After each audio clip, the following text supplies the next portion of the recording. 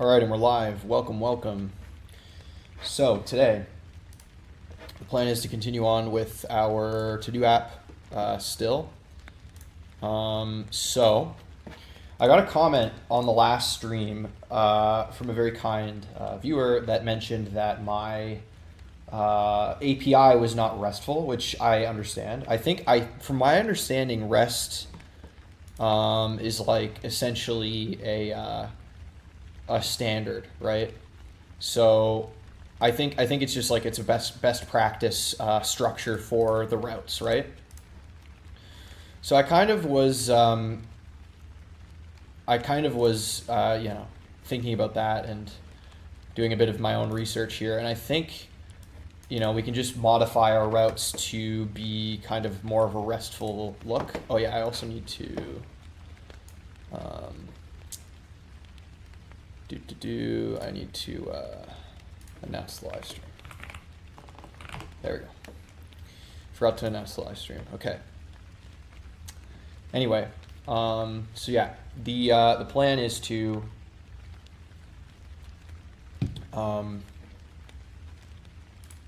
make our API RESTful. At least I think that's what this is, kind of, right? So instead of doing, like, if we go into our API and we go to our router, I think the sign up is fine because that's a little different, but for our to-do stuff, for CRUD, I think we should just have a get for, like, to get a specific item. So to do ID get, and then to get all, we should probably just do a get to the root. And then to post a new, we should probably just also post to the. I think this is now RESTful, to be honest with you. So we'll just go through and test that a little bit. So let's do a pnpm run dev API, and then I also am going to bring up my studio as well, pnpm run db studio for Drizzle, and I also need to open up Chrome for that, if I can type properly.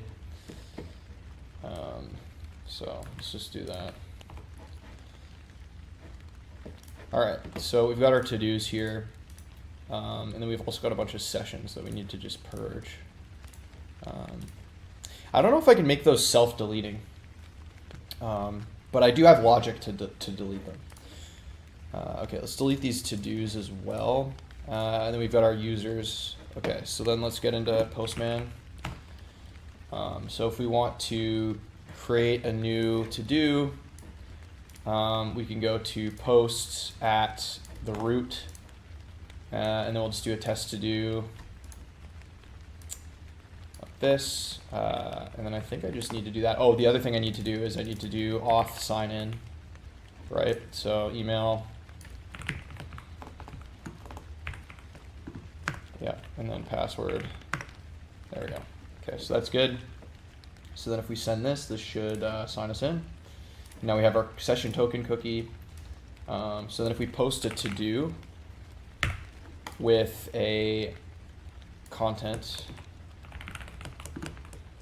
test to do. Okay. I think that's all we need, right? And then if we send this, okay, so it's not found. Why? Or is it to-dos? Where's my index here? Yeah. So it should be slash to-do.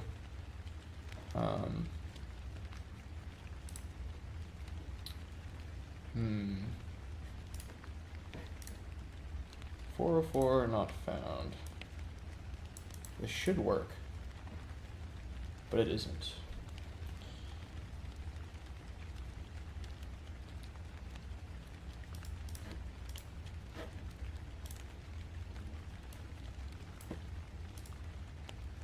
But if I do new, then does that work? Okay, so there's something going on here. To do posts, the route, the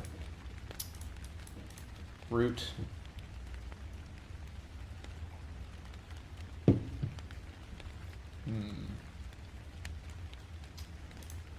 What does that expect?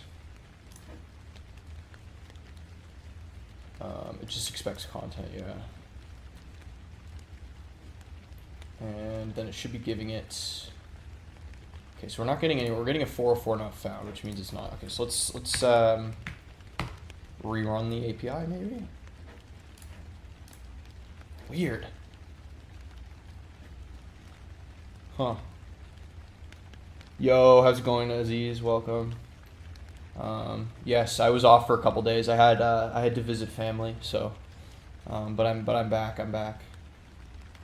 So this is not working, interestingly. Is it because our auth verify isn't?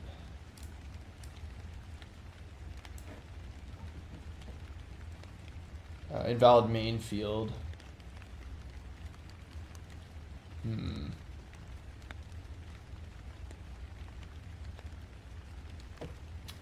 Yeah, I don't know. I only create videos for my audience, Uzbeks, on my YouTube channel in my native language. Nice. Nice.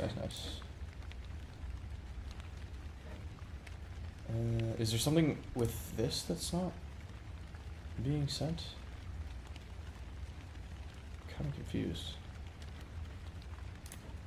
I'm also just getting reacquainted here. Alright, so let's try and do a get. Does the get even work? Yeah, okay, so I can't even get anything from this.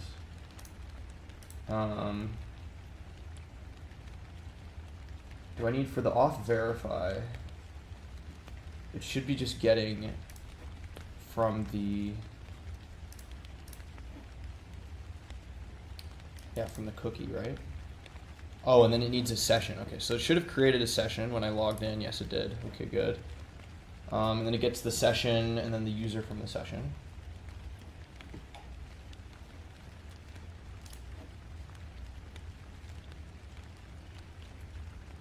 Yeah, I don't know. That's normal, yeah. Yeah, it's normal to take a couple days off for sure. Absolutely. It's weird because this was working before when we ended stream last time, so I'm kind of confused why I can't hit this endpoint. Or if there's something else I'm forgetting to run here. Because this should automatically build,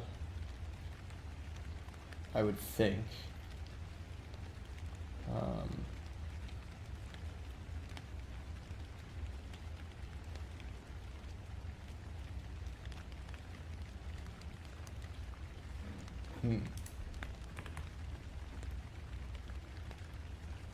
Yeah, because when I run dev API, it should build everything, right? It's because you do TSX watch. It helps with financial management. I wrote the backend using Python Fast API, and I'll be fixing some bugs tomorrow. Nice.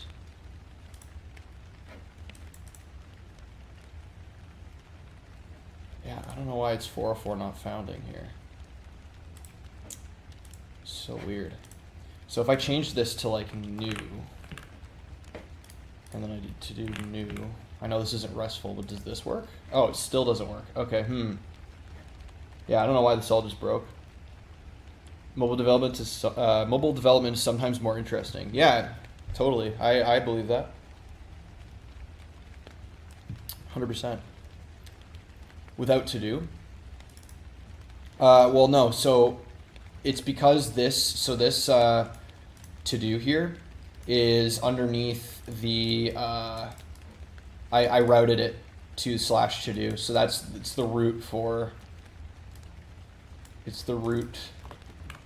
So it should be like if I post to do / that should just work.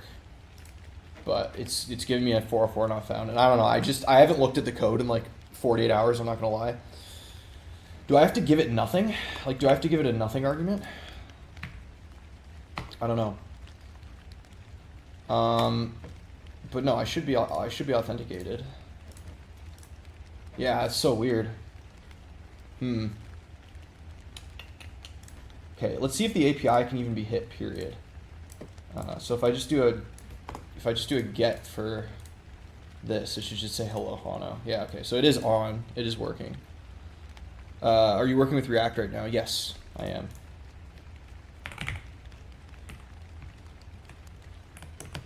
Maybe I give it no slash. Maybe I just do this. I don't know. So if I go... okay, that did work. Okay, nice. Okay. So that is what I do. All right, so that worked for some reason. I'm not 100% sure why. So if I did yeah. But I don't know why then it wouldn't work with a slash, right?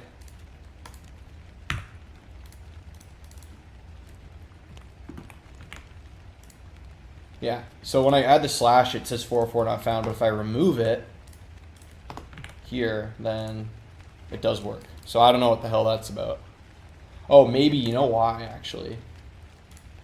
Oh, but I don't put the slash at the end of this. I thought maybe I put the slash there, but I don't. So I don't know. I don't know what that's about. Okay, so that's fine. You can't add slash on the end in URL. Oh. That's good to know. I thought you could. I thought you had to, actually. So that's good to know. Okay, cool. That's good to know. So I'll just remove that then. Okay, so that's good. So we have that one working. So let's do a get. So if we do a get, this should return our list. Yeah, so there's our list. And then we're going to do a post to... a get for a specific ID. So if we do a specific ID, then that should get our test to do 2. Yep. Okay, that's good. And then if I do a put for the ID, let's change this to update. And then is complete is true. Then that should update that. Oh, and then this needs to be put, right? Okay. Nice. And then that updated. And then we can obviously delete it, right? So there we go. So now it should be gone.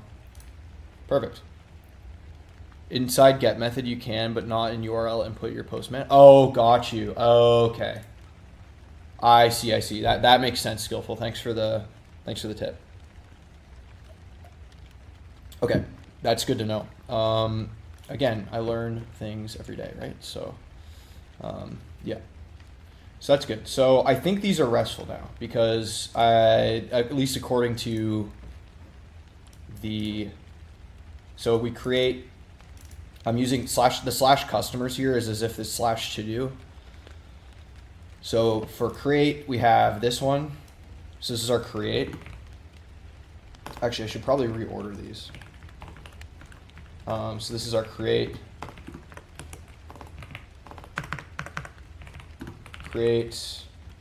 This is read all. This is read one, and then this is update one, and then this is delete one. There we go. Very good. All right. And then for delete, should I have a delete all as well? I don't know. Maybe I can add that after. I think for now I'm going to leave the API as is though. So that's good. So I think this is fine. So I'll just actually add the slashes back in just for completeness. Okay, there we go. Nice. So, but yeah, no, in the postman, I'll remember to not do that. Okay, so that's good. So for our API that we have the RESTful stuff. I still need to fix this env-var issue where like the env-vars can't be read in different packages. I still can't figure that out. To be fair, I haven't really given it much time. I'm kind of putting it on the back burner a little bit, but maybe I'll fix that probably after I add in the front end for this. So let's deploy both the front end and the back end now. So we'll do both. So let's open the front end. So let's sign in.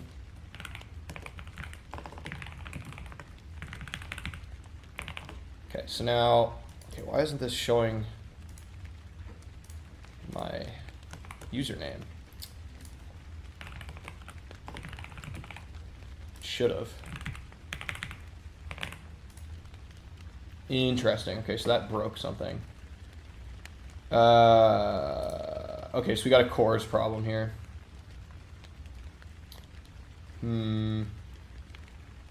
Not found. /auth/verify. Oh, okay, so you know what it is.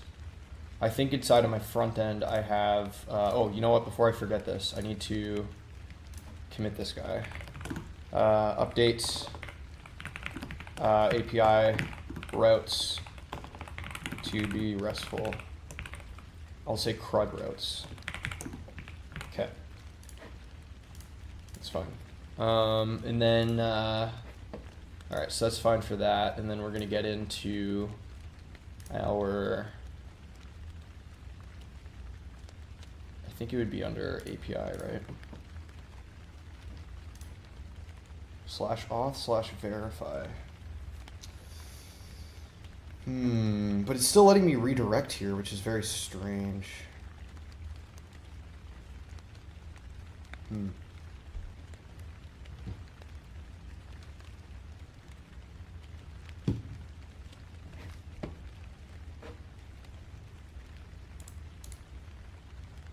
So I got another 404.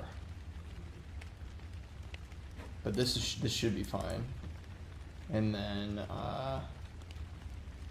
if I go back to my API for the auth router /verify, and then that's hooked up to /auth there. So I don't know where the actual, it says it didn't redirect, but it did. So that's very strange. Let's see if it created a cookie properly. Okay, so it did. It did create the session cookie. But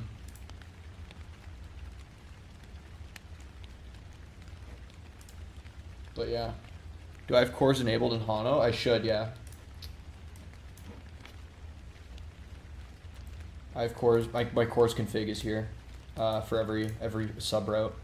It's weird because this was literally working like, you know, before, so I don't know.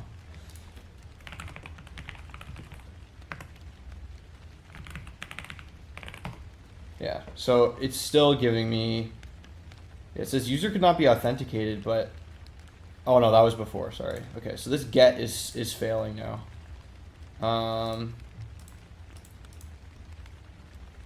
So let's try it in Postman. So let's do our let's do auth/verify for a do a get. Okay, so I'm getting the same issue here.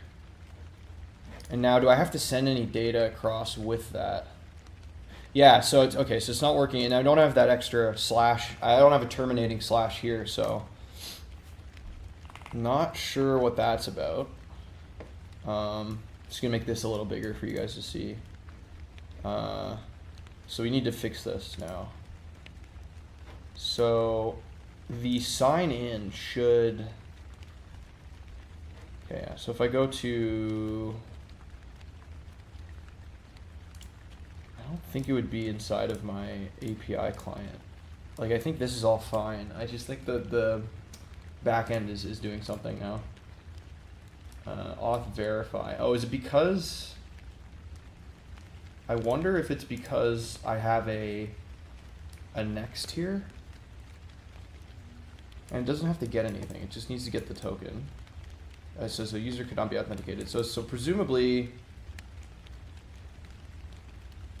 like, I don't know if it's because I don't have a next function. Yeah, this is my auth router here. Or my middleware, I should say. This is the verification middleware. It might be because I don't have a next function defined for this specific get. I'm not 100% sure. Body can be empty. Doesn't matter for this one. Yeah. But it's saying 404 not found. It's not even like there's an error. They can't even get this.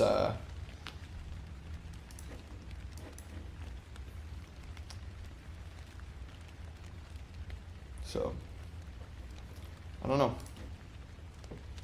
Gotta just sit here and think about it for a minute. I don't know. Because I feel like if this is undefined, then it would just not bother with this, right? And it's like not like I have the, like I should have the cookie. So if I re-log in, right? So I go to post and then I add in my email and then my password.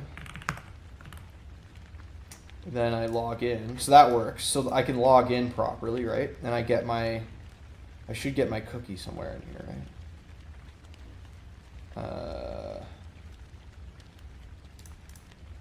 Where did I see that? Cookies, here we go. Okay, yeah, so this is my session token.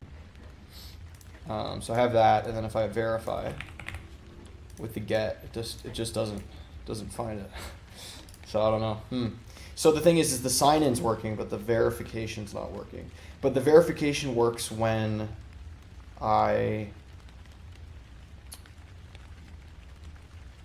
and I wonder if it's 404 not founding because there's no next function given. I wonder if that's the reason, because I'm just verifying and then there's no next. So that could be.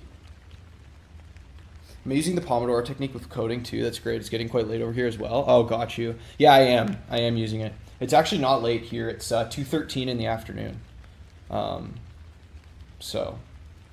But yeah, I generally use Pomodoro with programming. Yeah.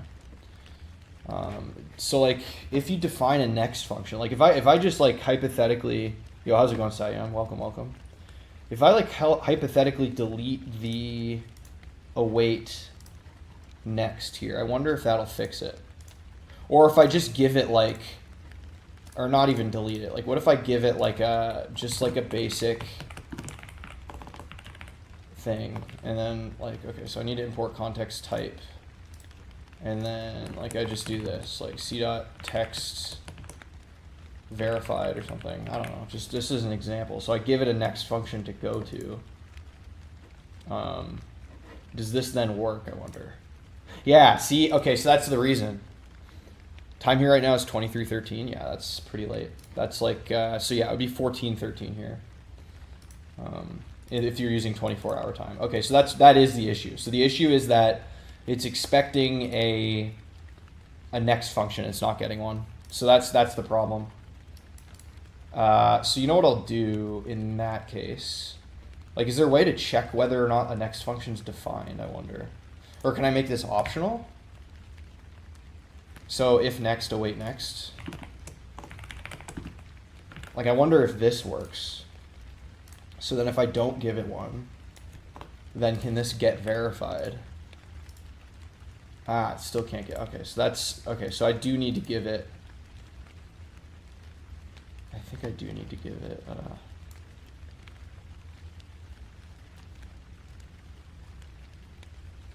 where am I from? I'm from Eastern Canada. So, like Toronto time zone. So, yeah. I'm not in Toronto, but that's the same time zone. Okay, so this is, okay, so I do need to give it a next function. I think. Because it's awaiting next and the next doesn't exist. So then it can't find it. I think that's why. I think that's the problem. So maybe I'll just do, yeah, maybe I'll just like add this. And then I'll just do like a c.json and then like just a success okay or something like this, and then that'll work. Yeah, thanks for coming live at this time and not 4 a.m. IST. Yeah, it's I can't control it though, Sayam. Like, it's Sunday for me, so I don't work. I don't work today, so I could stream in the afternoon, but usually I work from 9 to 5 p.m. So I can only go live in the evenings my time, which for you is like the early morning. You really are from Canada? Yes, I am. I am from Canada. All right, so that we fixed that issue then. Okay, so this is fine. And the reason why I needed to pass it to the next function is because for the to-do router, I want to verify the session before I do any CRUD operations, right? Where do I work at? I work in IT. You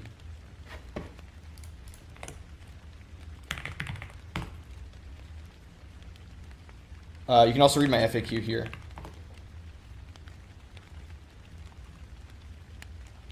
But yeah, I'm planning on going live like on the weekends if I can. I try to go live in the afternoon, my time, which for you guys out in, it would be like nighttime in Europe and Western Asia, or even like Central Asia. So anyway, so that's good. So now this should work. I'm just gonna test it. Oh. Still, okay, so it says, okay, so cannot read properties of undefined. Okay, so there's still, okay, so the response is good. So it's verified, but it can't get the email for some reason inside of the, and I would assume that's a front end problem. So we'll fix that after the break. So yeah, I'm gonna take a 5-minute break. But I hope you guys have, had a good weekend. You know, it's been yesterday. It was really hectic for me, but you know, today's been more chill, I will say. Just wanted to fit in a stream, but then I'll be live tomorrow, Tuesday, Thursday, Saturday. I think that's my schedule. So yeah, so that's the plan, and then. Also within the next couple of weeks, I'm also going to be rolling out, I don't know exactly what the details are going to look like yet, but, oh, it was a pleasure meeting you. Yeah, of course, Aziz. I appreciate you dropping by. But yeah, I don't know what the details are going to look like exactly yet, but I'm going to have memberships implemented on this channel or rolled out on this channel soon, which will provide access to, repos for all upcoming projects, and like special role in the Discord, stuff like this. So yeah, members only live streams once a week, I think, as well, where like I can have, you know, users you know, provide feedback on what I'm working on, and also kind of request certain things for me to work on. So I don't know. I'm going to flesh out the details and later on, but that's kind of in the works. So in the next couple weeks, the stream format might change a little bit. I might go from 5 live streams per week to 4, and then do 1 members only live stream per week, I think. So I'll still do 5 live streams a week, but 1 of them will be members only, where hopefully it's a little bit tighter, more of a tight-knit thing, and also try and do it at a time that works for the most people. So yeah, probably the weekends or something. I don't know. We'll see. I don't know exactly what's happening yet, but I'm just kind of thinking about it. So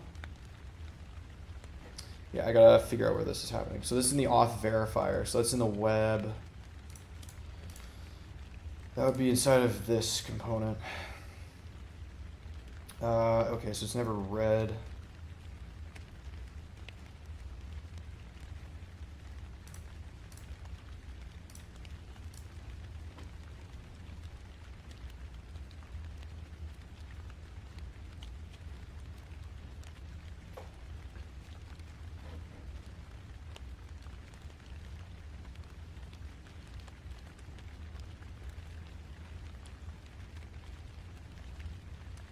Yeah, for some reason it can't get the email. I don't know why. Cannot read properties of undefined at verify session. Line 15. I don't know. What about solving a problem faced by your local community via SaaS? Yeah, I could also do that too. And you guys could maybe, you know, provide suggestions to like what that problem would be. You know, I was thinking of having like community votes for like small, like mini project ideas, stuff like that. And I also want to make the price accessible. So I'm probably going to price it at around, I'm thinking $7 or $8 Canadian, which shouldn't be too bad. Something like that. I don't know. So like around $5 US. That's roughly what I'm targeting. I want it to be around $5 USD per month, which like I think is fair. So I don't know. Again, more details will come later on, but that's just the idea right now. So.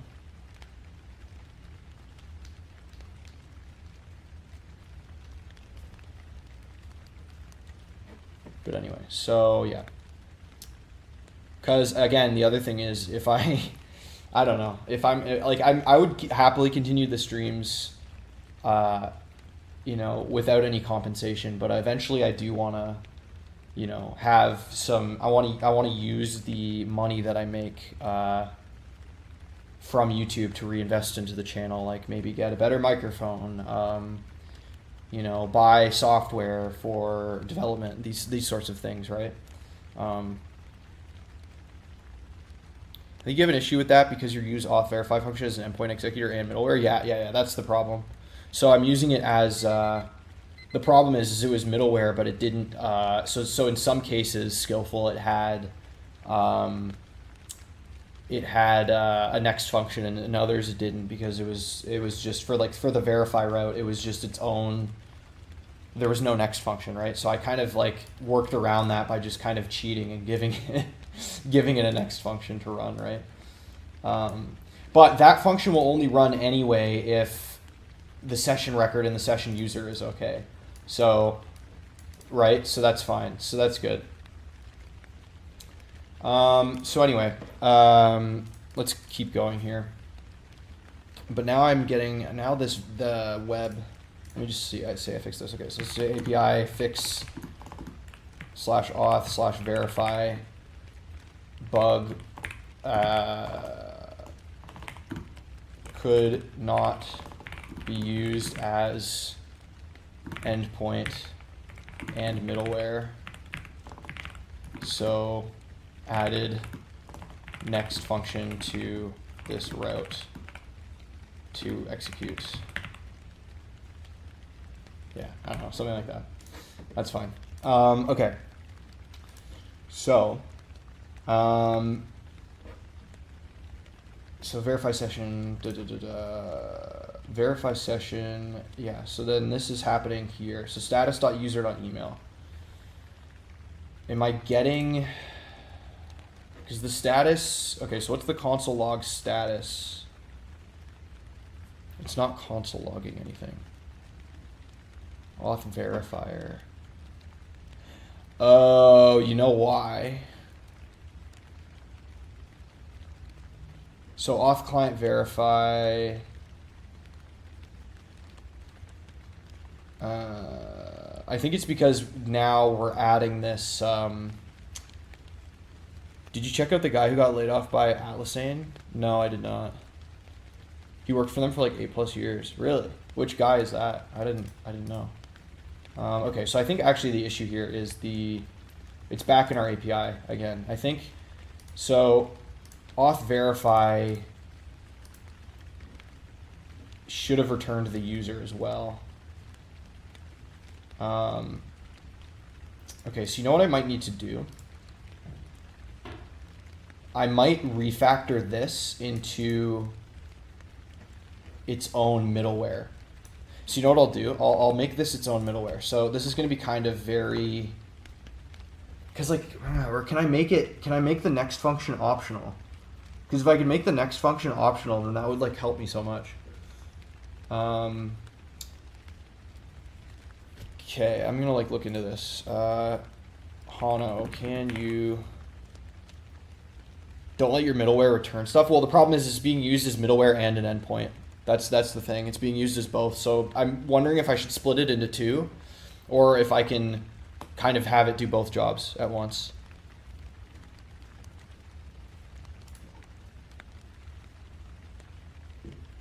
Yeah, maybe I will split it into two. Actually, now that I think about it, it'll be basically like a duplicate. It's always better to split them. Okay, yeah, that's fine. I'll do that then. So I'll make this auth verify middleware. And then I will just do this. And then instead of returning here, I should probably, but this is just for errors, right? So, and then just auth verify as a non-middleware function, right? So then we get rid of the next here. And then so what we can do is inside of our auth router, we'll say auth verify, keep that as is. But then inside of our to-do router, we'll change this to auth verify middleware, right? And then we'll get rid of this auth verify dependency here, and then just put the middleware inside of all of these.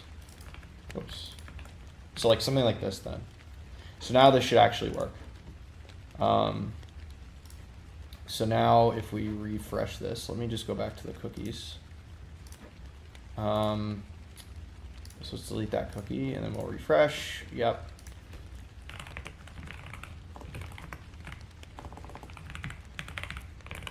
There we go. Perfect.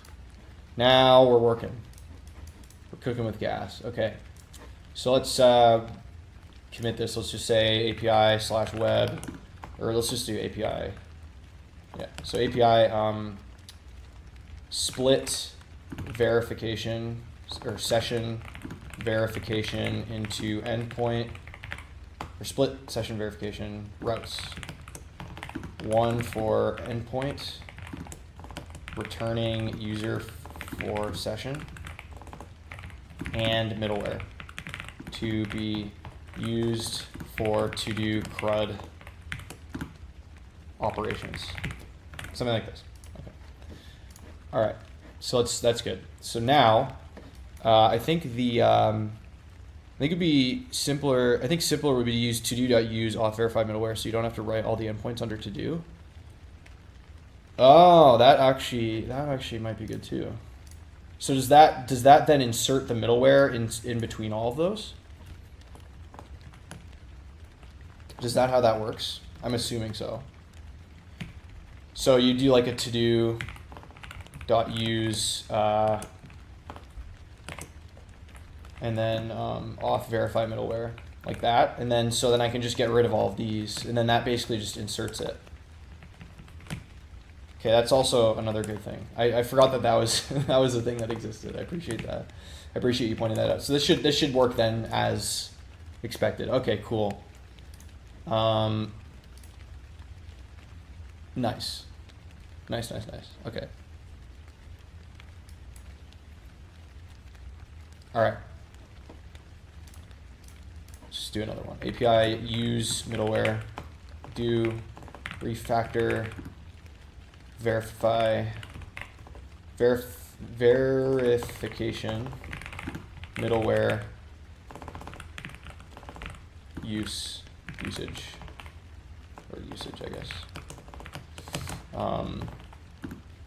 Add as to-do.use instead of inserting it in each route, in between each route. There we go. Just test that. I'm not 100% sure of the syntax. Okay, yeah, I'll test it. Let's just do one of them. So let's go. So let's post a new to do 2, and then we'll do a post at to do. Yep, looks like it worked just fine. And then it should have posted to my Ben user. So let's just verify that's what it did. So then the user ID is 3D. But this, oh wait, no, sorry. User ID is B7. Yeah, that's fine. So B7 is Ben at example. Okay, so that did work. Which database am I using? I'm using Postgres with Drizzle as an ORM. If you want to see a full breakdown of my project, you can look at the README here. Stacking those Benjamins, yeah, exactly. It's funny too. First thing, we don't have Benjamins in Canada. All of our currency is, well, actually not all of it. It's either English monarchy or like the Queen. The Queen is on our $20 bill, but it's also like Canadian prime ministers too. But verify if middleware is working without login. Oh yeah. Okay, fair enough. So if I remove the cookie, yeah. Okay, so let's remove the cookie and then try to post again. This should not work. Yeah. There we going. There we go. There we going. Yo, how's it going, Brex? Yeah, so that worked. So when I removed the session cookie, it said user could not be authenticated. So that's exactly what we wanted. It's locally Siam. For right now, it's local. Is Katy Perry going to make it on the bill now that she's dating Trudeau? I highly doubt it. If she does, that'll be the end of Canada as we know it, I think. But yeah. No, like we have like a bunch of like old prime ministers and stuff. Like I think William Mackenzie King, who was a prime minister like 100 years ago, is on the 50. And then we have, I don't remember who's on the 5. I think the Queen is on the 10 and the 20. I think she's on both. Although I think they might be putting the King on one of them as well, like King Charles. I don't know. I honestly don't know. I don't really use cash that much, to be honest with you. Can you ask a question? Yeah, sure. What's up? Okay. So now we need to add the front end, now that we've fully worked out the kinks here. Well, I don't know if we've fully worked out the kinks, but we've worked them out enough. So, all right. So we want to do, the next idea is to do a simple add to-dos form at the top of the main page. So that's the next task here, is to add a little form for adding to-dos, right? We've only one leader on all of our currency. Can you guess? It's not, is it Modi or is it Mahatma Gandhi? Because those are the only two leaders. Like, because I know your current prime minister or president is Modi. I don't remember his first name. And then there's Gandhi, which is obviously, was during when the British were, or when India was fighting for independence. That's the only ones I know. Not Modi. Okay. Those were my two guesses. It's either Modi or Gandhi. Yeah, it's Mahatma Gandhi. Nice. That's cool. I didn't know if Modi was self-important enough to put himself on it. Was Gandhi actually head of state? I think so. Well, I believe. I mean, he's also the head of, like, if you play India in Civ, I don't know if you guys have ever played the game Civ or like Civilization, Sid Meier's Civilization, but you can play as Gandhi in one of them or multiple games. I don't know which ones, but it's like nowadays everyone using AI, but you still learning old style. Yep, I am indeed, Brex. And there was actually a glitch in the first Civ game where Mahatma Gandhi, his aggression was supposed to be like 0, but there was a glitch where it would underflow and then he would be like super aggressive. Why? I feel like I learned better this way. You could also play Bismarck and he wasn't head of state. Okay. Yeah, I honestly don't know. My South Asian history is pretty flaky, I'm not gonna lie. So I'm not 100% sure. I just know that Gandhi was around when India gained independence. At least I think. Civilization. It's like a strategy. It's like a diplomacy strategy game for PC. It's very good. I would recommend it. There's like 7 games now, I think. There's 7 Civ games. Most people don't like them, especially Gen Z. Gandhi or Modi? Yeah, I wouldn't know, to be honest with you. I just know that, those are just that's just the guy. Anyway, okay. So that's good. So let's get going with this. Let's just open up a ShadCN reference so I can do the thing here. Okay. What do I think about CJP in India? I don't know who that is. People oppose him is because he said if someone slaps you, you should give them your other cheek. Oh, I see. Interesting.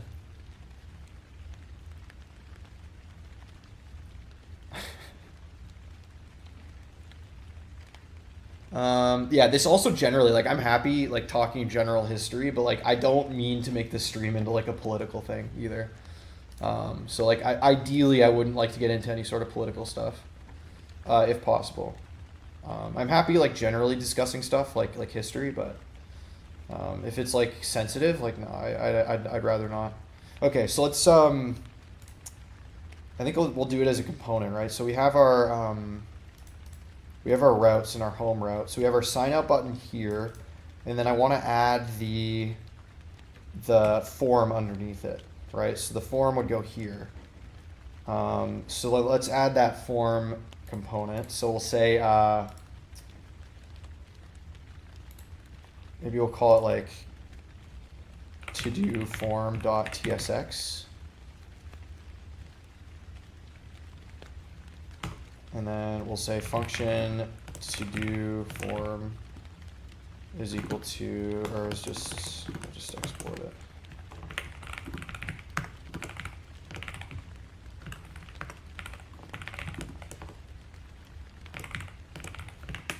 Okay, and then we'll just put that here.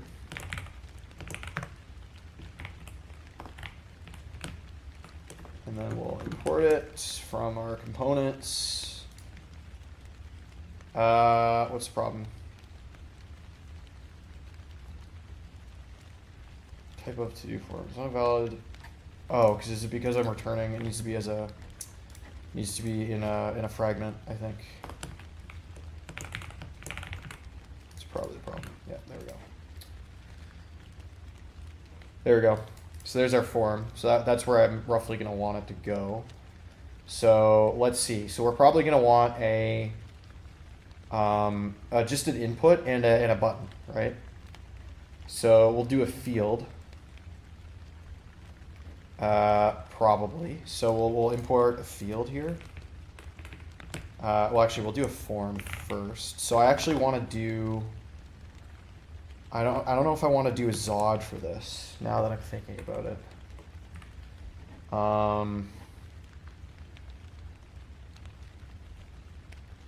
Yeah, I appreciate that, Siam. Thank you for that. I didn't know what that was.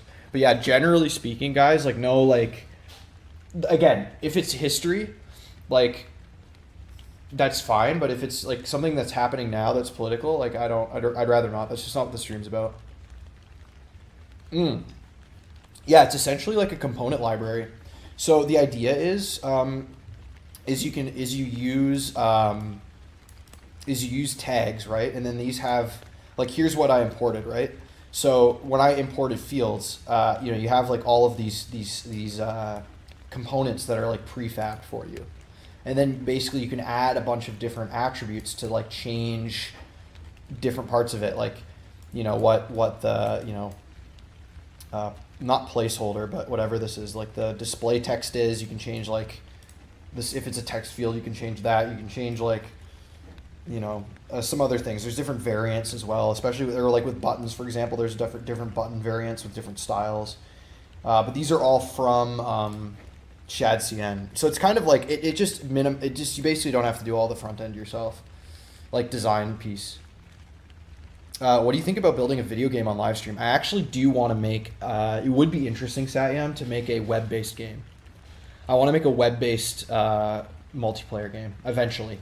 Crazy down the line, but I played MMOs when I was a kid, like RuneScape, Club Penguin. I mean, Club Penguin was kind of an MMO, I guess, but like those kinds of games. What else? Pop Tropica. This is probably the best reason to use React to just glue stuff together. Yeah, exactly, and that makes it fast because like the goal of this project isn't the design, right? But eventually I want to make a game kind of like that, like a little multiplayer game.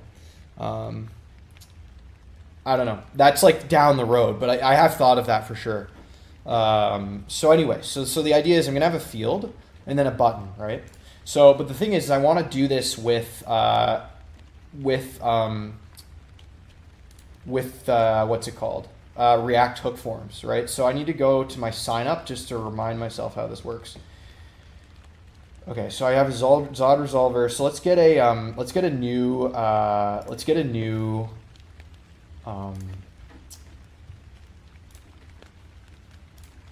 what's it called?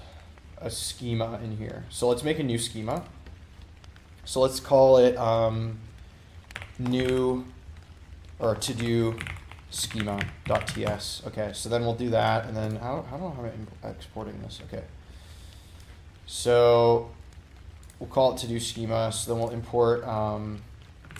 So I'll just do this like this so that I can use this inside of my front end. Okay.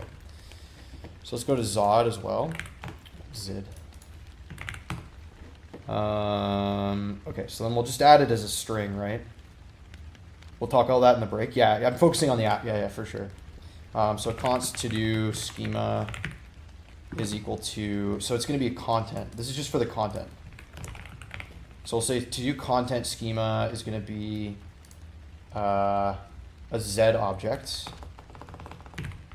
right?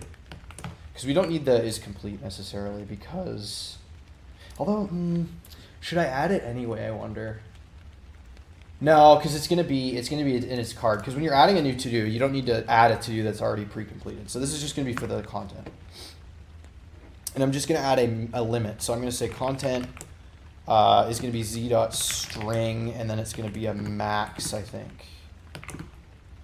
Is that how I do that?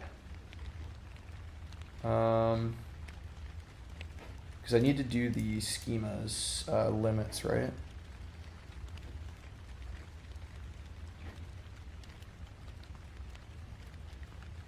Oh, it's dot max. And then maybe like make it 100 characters. I think is reasonable for a to-do, a to-do item. I think you should be able to write what you want to do in 100 characters or less. I think that's reasonable. And then we need to add a error to that, right? So our error is, if we go to sign in, or if I go to email schema. Okay, so I do have an error. So I can add an error to this, like this, right? Or wait, how is this formatted? Hold on. Oh, and then it's an object. So then I have an object, and then I do error. And I want to do a min of 3. And then I'll do error is, or can I do a range? I guess it doesn't really matter. What about the title and having details field per to do? So what if you want to store some details? And title will have a shorter max length and details will have something like 250 to 300. Yeah, that's a good idea. Just the problem is I implemented it with just content in mind. Because like again, this isn't really like something I want to flesh out and deploy, so I don't really care as long as it has just like this isn't going to be something I release. It's just going to be just for testing. So I think just having the content is fine, but I could totally do something like that. To do item must be, yeah, because this is just like I want to finish this project so I can go back to the file uploader, right? So I'm like, we're gonna go back to the Google Drive project. Like, either I want to finish this project probably tomorrow. Knock on wood, I don't know, but I think we're getting close. We're getting there. We just basically need to do the front end and tie up some loose ends, and then we'll be done, I think.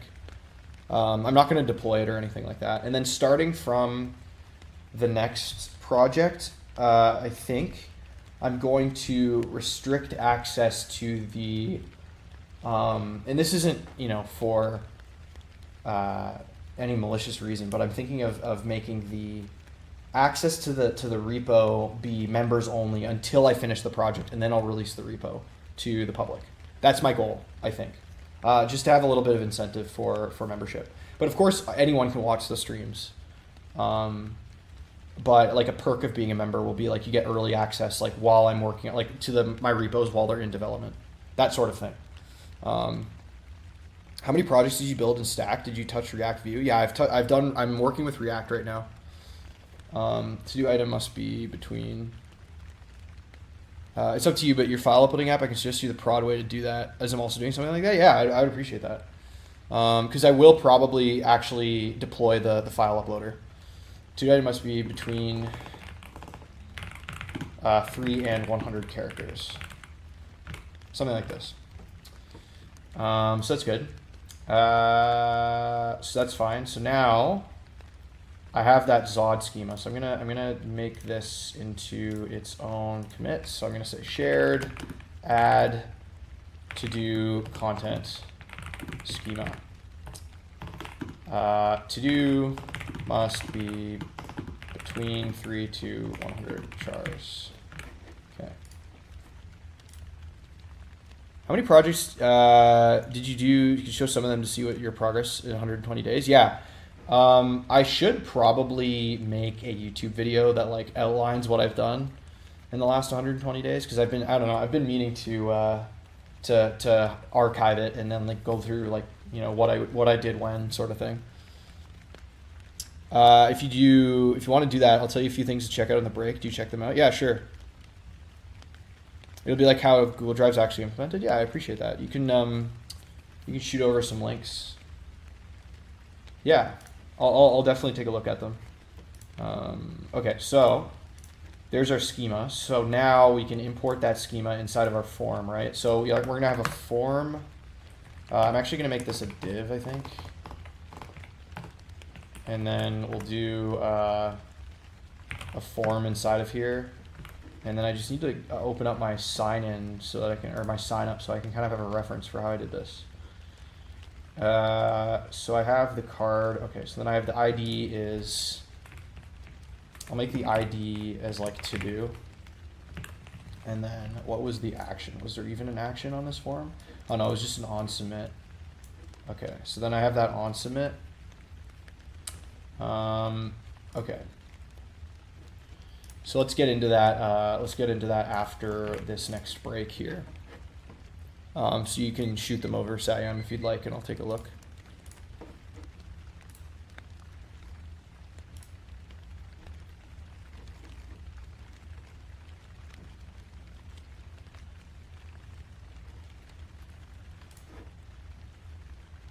Search about object storage in Cloudflare, R2, AWS, S3, and Cool Search AI mode.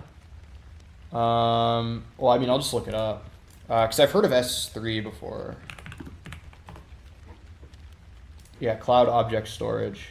And this is the other sort of thing, right, guys? Like if for, yo, happy Sunday, Tyler. Welcome in.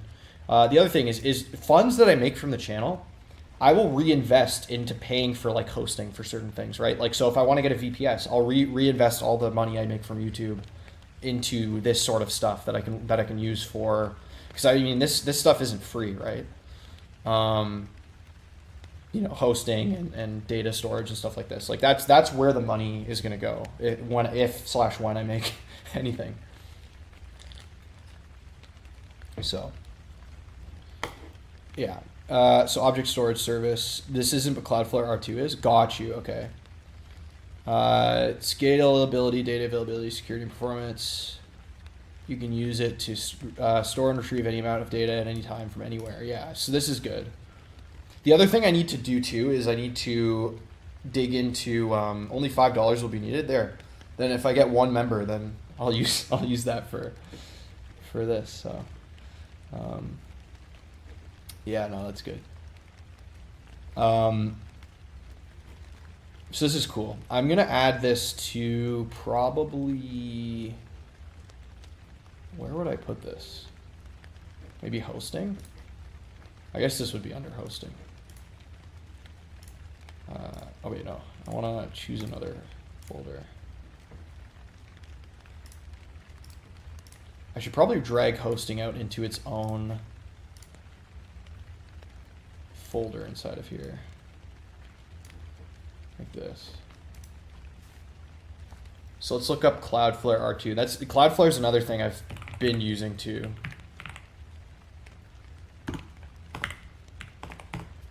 Right, so build stateful applications that read and write globally, integrate directly with workers, and scale without infrastructure. R2 will be useful for your file upload thing when you making a real full-fledged Google Drive clone. Yeah. Okay, so this is basically like a similar idea. It's S3 compatible. Okay, interesting. So I'm assuming S3 has like some sort of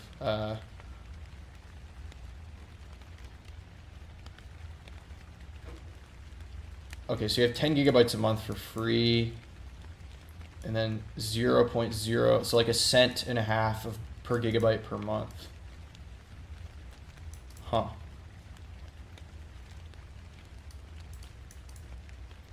It's actually not bad. S3 APIs become standard. Got you. Okay, I'm gonna have to read into more of this stuff like off stream, I think. But that's good. I'll put this into hosting here too. Yeah, because I'm not gonna lie, I'm not gonna be able to like fully understand this, like, you know, just at a glance, but I'm definitely gonna like look into this. So okay, so you have like a TypeScript API, and then okay, so would this be my same account that I have for like my other Cloudflare stuff? I would assume so, right? Because I have Cloudflare for, you know, some other stuff. I'm actually building a YouTube-like application where I handle the entire media info. That's awesome. That's really cool.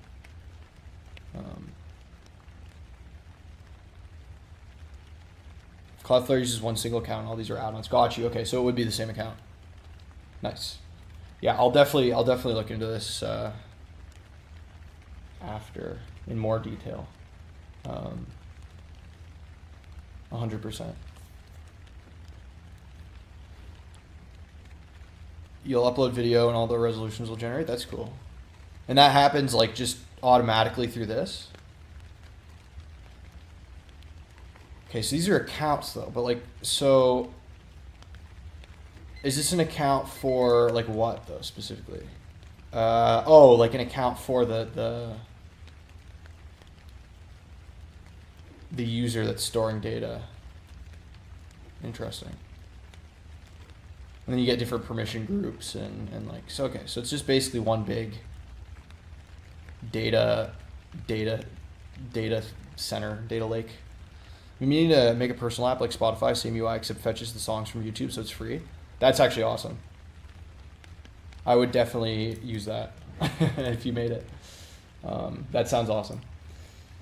The projects you did are all on GitHub, or did you do other? No, they're all on GitHub. You can check them out here. Although this project will be available now, but going forward from my next project forward, all my projects, when I'm working on them, will be only for members of the channel while I'm working on them. And then when I finish them, I'll release them to everybody. Just as like a membership perk. What is this about? What is what about specifically?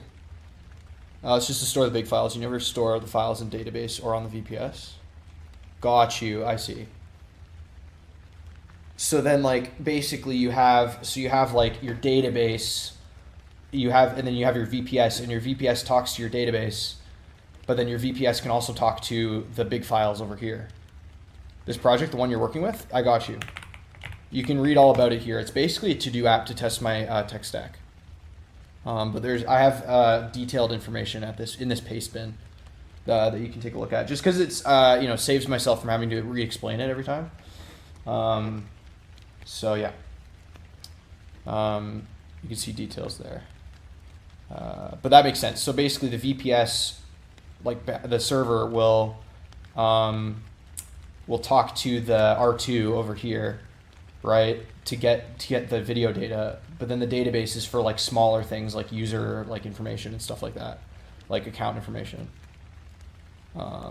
Let's go Postgres. I'm learning it right now. It's really awesome. Yeah, I love it. I've been using Postgres this whole time. It's good stuff. I also just like relational databases because that's what I learned in my degree. Did I grind LeetCode? No, I didn't. I don't work in software. I work in IT, and IT is kind of a different beast. So LeetCode isn't really necessary. No one on my team except for me actually knows how to code in any serious capacity.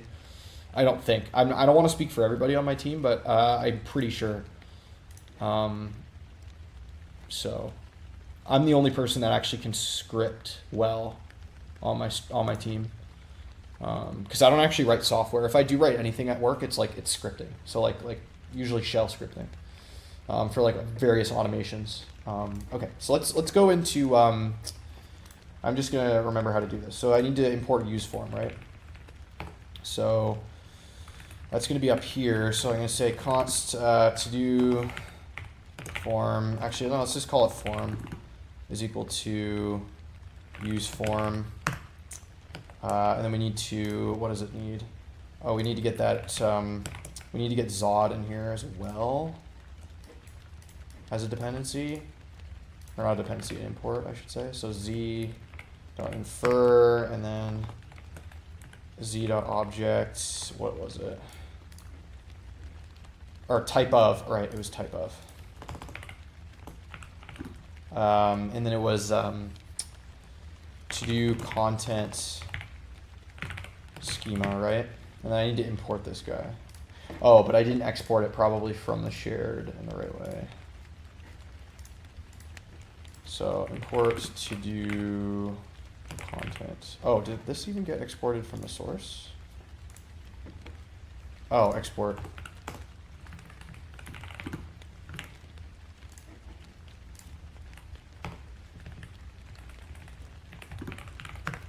There we go. And then I need to rebuild this, I think, too.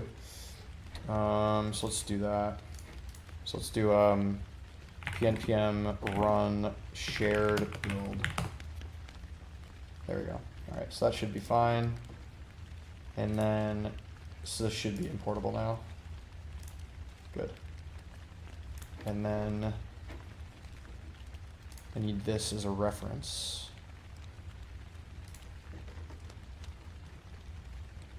And then we do our resolver. Zod resolver for the schema. And then mode on submit.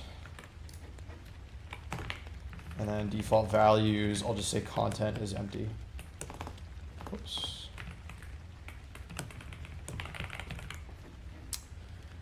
So even if you're bad at algo, you can get a job after a bachelor's degree? Yeah, well, it depends where you work. It depends where you work. If you work in IT, I mean, yeah, you can. But you have to be better at IT tasks, like system administration and stuff like that. Depends where in IT you go. If you want to work help desk, like, if you know, help desk is pretty easy, generally speaking. You probably don't even need a bachelor's degree. You avoided in the past because getting the server and everything running was quite tedious, but running it on Docker like I am now makes it like a breeze. Yeah, I think how it works for me, and I'm not 100% sure, but I think because I have Postgres running, like I have it installed on my computer, I think it runs as like a background service that's exposed to localhost on a port like 5432. So like my data, so I could just do PSQL like this, and then it's running, right? So I think this is just running on as a background service through the port. Yo, how's it going, Arnav? So I haven't Dockerized it yet, innovation, but I want to learn, like for the next project, I want to Dockerize the database. What if the help desk is helping with breadth first search? Yeah, I'm running it now. Yeah, exactly.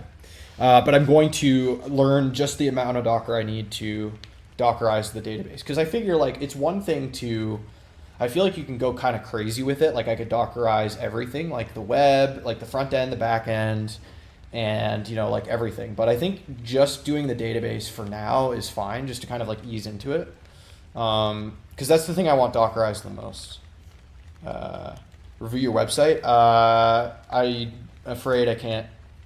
I'm working on other stuff right now, my friend.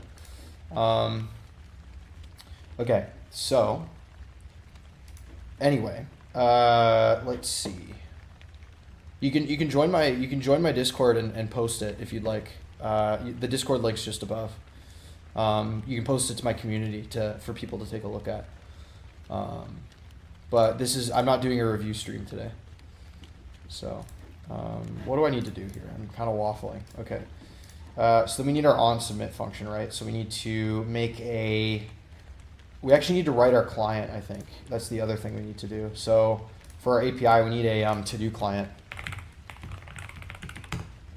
Right, so we need to export those constants. So we'll do like an export const to do create. We'll do to do create posts, and then it'll be async, and then it'll be content. And then I don't know if I typed these. Did I type these? I just did like, okay, I did string. Okay, so string. And then I'm going to be doing the verification through the front end anyway, right? So we'll kind of just do a very similar idea here. I wonder if I could do to do posts, and then if I do a path, and then like a data maybe. So I'll do string, and then data is like an object of strings or something. I don't know. I don't exactly know how I wanna format this, because I feel like I'll have a lot of repeated code, or I could just have it separated. Oh, this is fine. We'll just do content string. The nice part about running into Docker is that you don't install and run extra software on your PC. Yeah, exactly. Everyone talks about how great Docker is, but hardly anyone talks about why it's better than good old processes. Yeah. Here's the thing. I don't actually know the answer to that question. I think it's because they have like their own, like, I don't know if this is true for processes, but like I'm pretty sure like they're like more isolated in some sense. Like there's processes, and then there's containers, and then there's like full-on VMs. And like I feel like containers, my very naive understanding of this is that containers sit somewhere between like a process and a full-on like micro VM or something like that, right? It's kind of, it has the best of both, like, or something like that. It's not, that might be like a mischaracterization, but like that's my like vague understanding.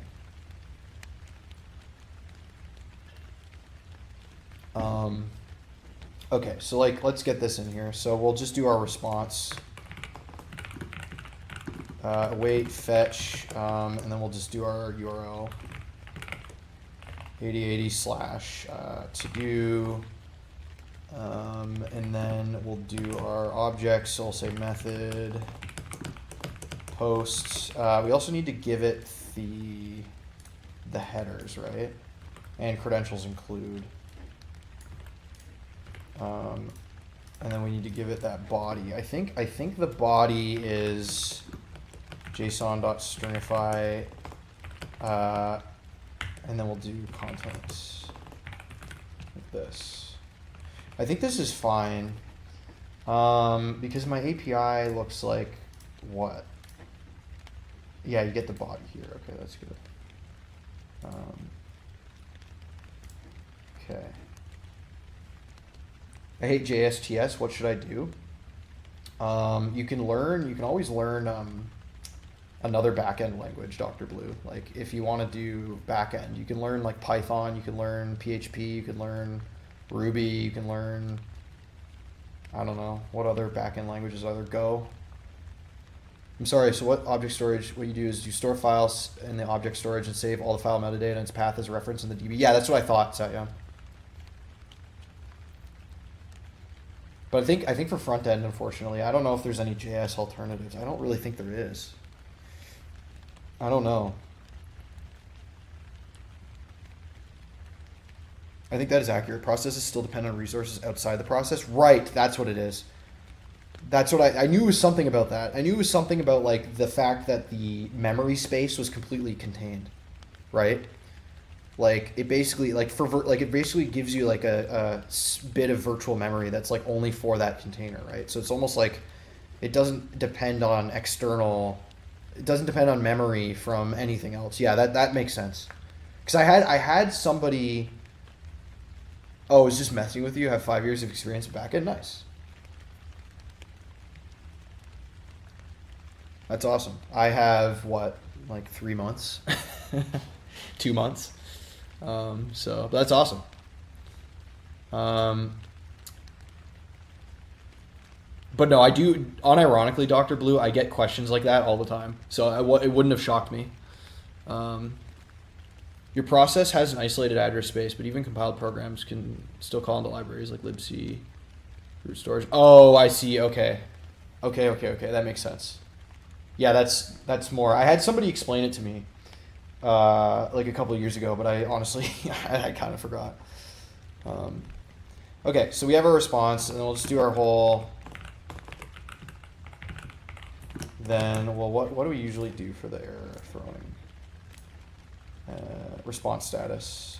Yeah, I want to like consolidate this into a better thing here, because these are all very, very similar functions, right?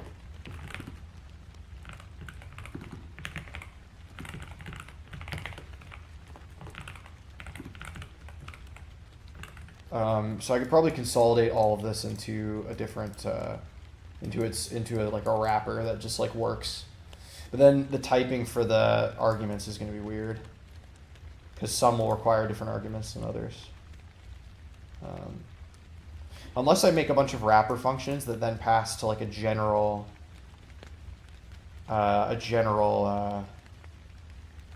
fetch. So like if I did like something like, if I did like export to do fetch async path const, sorry,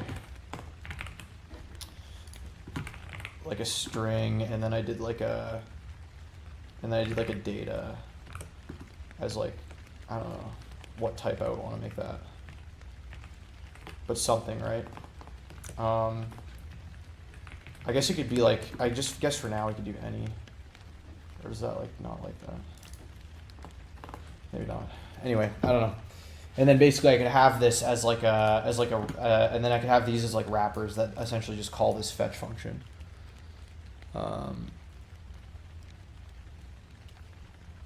At least not in this life. I'm not gonna like JS. I have my reasons to hate. Fair enough. How do you break the project into smaller parts? It just takes practice. But generally speaking, what I usually do is if something's got, I usually break like it depends like what part of the project. Because if you're breaking down a back end, you usually break things into like controllers, routers, those sorts of things. But if it's like a front end, you can break things into components, routes, contexts, and then like helper functions, like within a library, or like utilities, stuff like that. So there's ways to break it down. I think the way you break it down depends on what you're working on. What am I trying to build? I've got you. So it's basically just a mock to-do app to test my own web stack. That's what I'm trying to build, essentially. Okay, so I might just leave this for now, and then I'll implement that wrapper function after. You know what I'll do? I'll just say web add wrapper fetch function for to do client API, to do client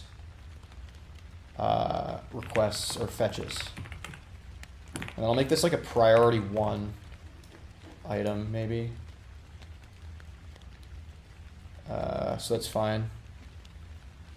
The way I approach new difficult topics is to get the smallest working, most naive implementation. Yeah, exactly. That's the other thing too, is I also chunkate it into different things. Like using this Kanban board to plan out my development really helps. Like I break everything into its own task. Like for the web here, simple add to-dos form. So I'm doing the form, but then the form, there's also micro tasks even within these. Like for example, to do this add to-dos, I need to create this this client post to fetch from my backend, and then I need to use that fetch within this form to actually add a to-do, right? And so all of these different things. So there's a lot that even just goes into this one to-do item here. Is that an Obsidian plugin? It is indeed. So the plugin is just Kanban by Obsidian Community, I guess. And it's 2 million downloads, 2.4 million downloads. But I would really recommend it because it makes things really nice.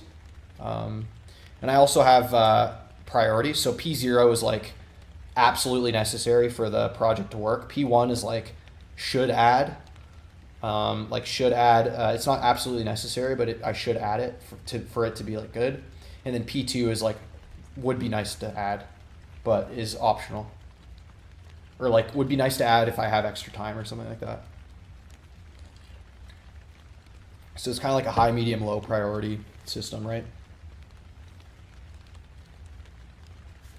And I don't really like split my tasks into like super micro tasks. So I feel like if you get to a certain point with micromanaging yourself, it can get tedious. So I try to like strike a balance between managing enough different tasks that are digestible and doable in like a session without getting too granular. I'm just curious, is it all this? Isn't this all should happen in client side? In my opinion, I'd like to add a backend if you want to sync with. What do you mean? Like I did add a backend for my project. I'm like a caveman when it comes to this stuff. I just jot stuff down in a blank Obsidian. No, that's also fair. If you're getting it down in any capacity, like, that's fine. I think the Kanban board, I tried the Kanban board, but I really like the checkbox Studio plugin. Nice. Yeah, that's fair. We all you know, have different project management styles, right? So, but no, this is client side. So all of this is happening on the client here. The API, the backend, is just handling the CRUD operations to the database, which I already did complete. Last stream. So stream 119, I did a lot of the CRUD middlewares for that. So this is a create post here, and then I need to do this inside of my form, right? So and then I need to have a on submit that calls this to do create post function, right? So I'm just gonna use I have my authentication here, so I'm just gonna use that as kind of a reference. So we're gonna do a const on submit. It's just a one supported app. You definitely don't need a backend because you're only dealing with one app per user, and that can happen client side as well. Yeah, no, that's fair. This is just for practice. You don't need a backend. This is just for practicing full stack. But no, I hear you for sure. Like this could have been implemented with like local storage or something, 100%.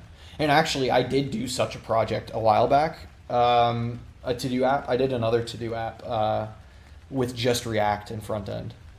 Yo, Arnav, just chill. I am not going to review it this stream, so that's not on the plans.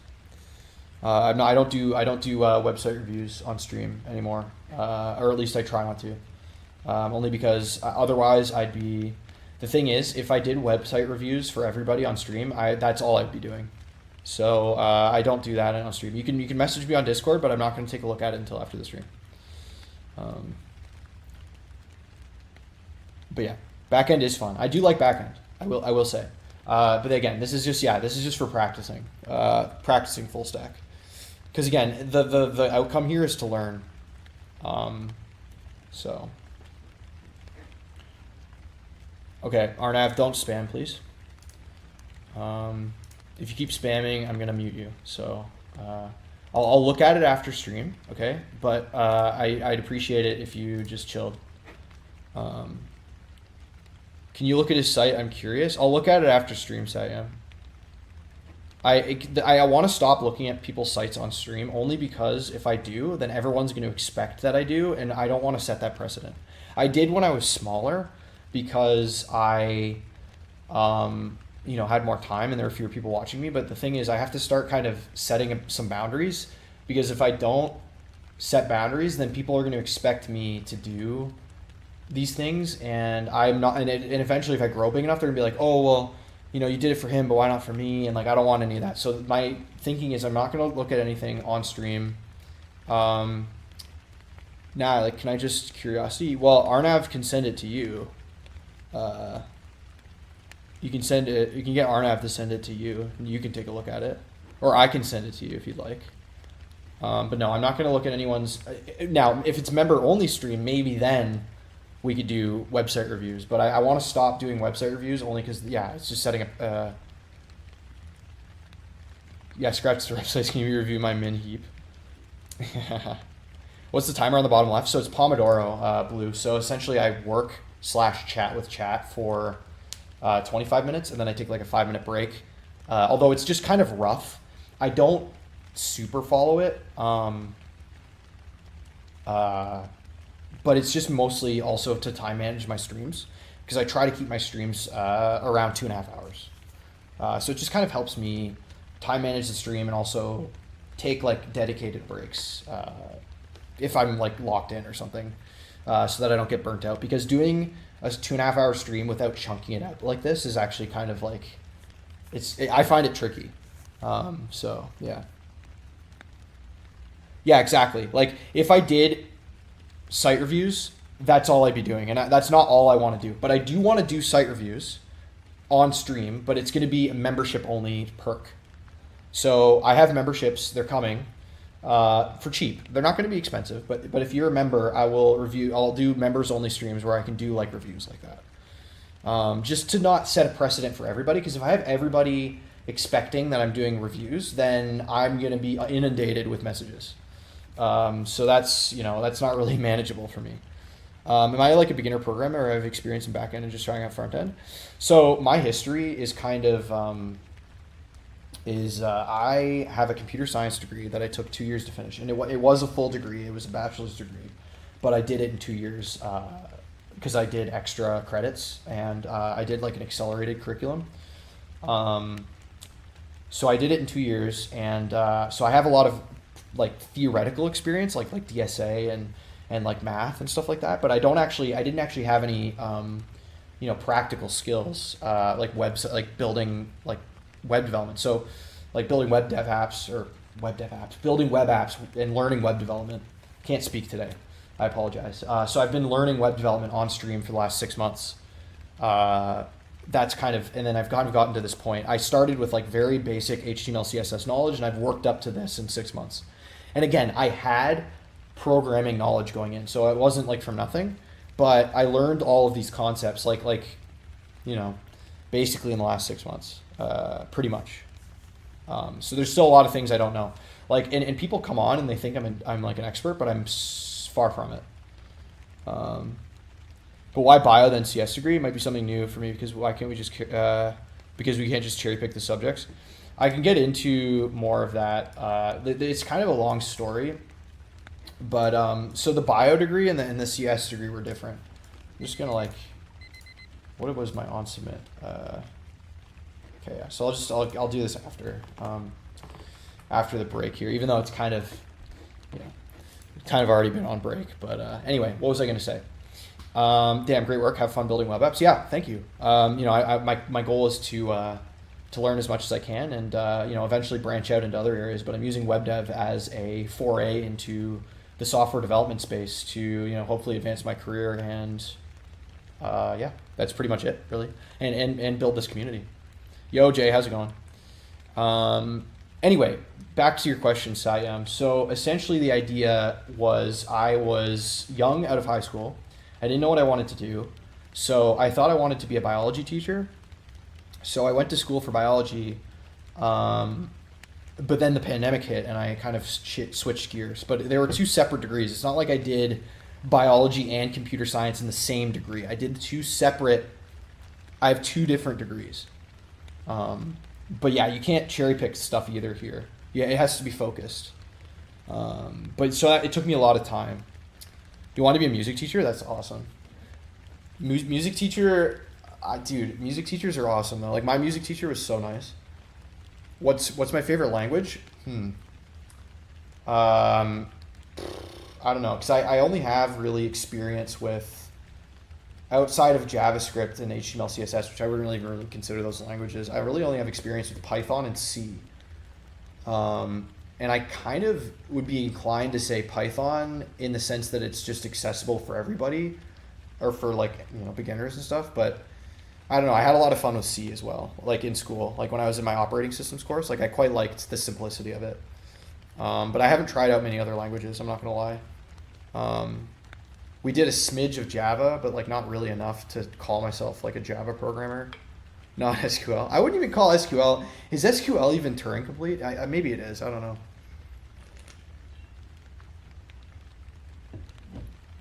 know. He loves Rust. He just doesn't know yet. Yeah, that's valid. Rust streams are coming, guys. They will happen eventually. I can't say when, maybe like a year down the road, but I will learn it eventually, or at least I'll attempt to. Because I know there's a lot of hype surrounding it, so I want to do that eventually. Don't you think people like us who want to do a hell of a lot of stuff, but we can't do everything at the same time? Yeah, exactly. I also myself, I play the piano and I do music as a hobby as well. So I have a lot of different things going on. You'll be there, awesome. You should do more projects and see if possible. Try to build a game on stream. Yeah, that would be fun. C streams would be hype. Okay, awesome.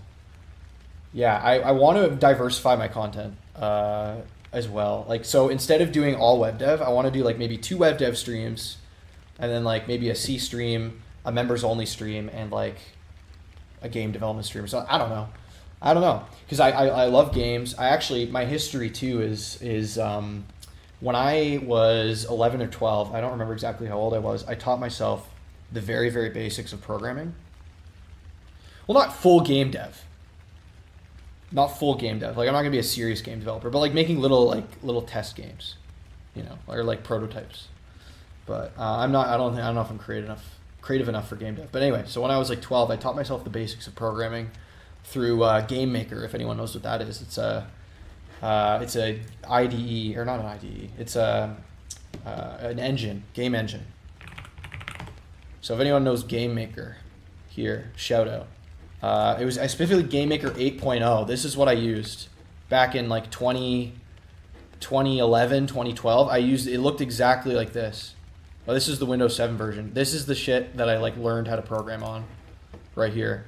I actually followed this exact tutorial for this like bomb game. So this is like exactly what I used to learn programming. Web dev is getting killed by AI, yeah. Do you know about Tokyo Spliff? Yes, I've heard of him from one of my community members.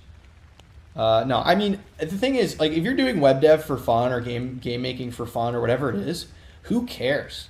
My perspective is I want to learn for myself so that I can utilize AI as a tool and that I know what I'm doing. Because I think, developers thinking that they know what a variable is, it's like, okay, I know what a variable is and I know what a function is, now I can use AI. No.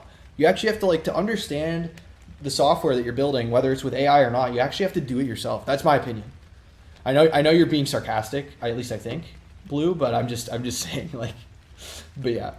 But no, I used Game Maker for a while when I was a kid, and I think it was free too. But this was my first foray into programming. It had this little scripting language too.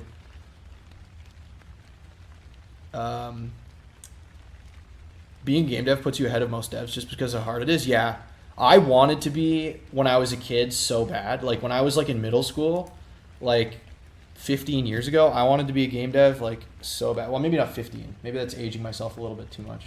Maybe like 13 years ago. I don't know. Early 2010s. I wanted to do that. But I also was like a kid, right? Because when you're a kid, you don't really understand like how hard things are. You're damn effing correct. Yeah, that's my perspective. So if you agree, then I appreciate you, because that's kind of my perspective. Learned programming in C++ because of Unreal Engine 4. Nice. Well, aren't they on Unreal Engine like 6 now or something? Okay, so on submit async data. Okay, so we're just going to infer. We're going to do the same inference here. So we're going to say const on submit is equal to async data is going to be z dot infer and then type of to do content, and then we're going to post. So that's going to be the data, or is it just going to be, yeah, so const result is going to be await to do content, no, not that, what was it, to do create post, and then data dot content, right? Oh, and then we need to give it the path, although I don't think we do, because we do that there, so it's fine. And then if result dot success, if result dot success, then we'll just navigate. I need a navigator.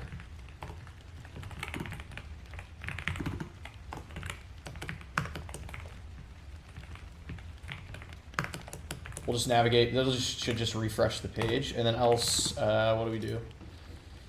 Else if result.error. Like if there's a server error, we'll do set server error. Oh yeah, and then we have a server error state as well. I forgot about this.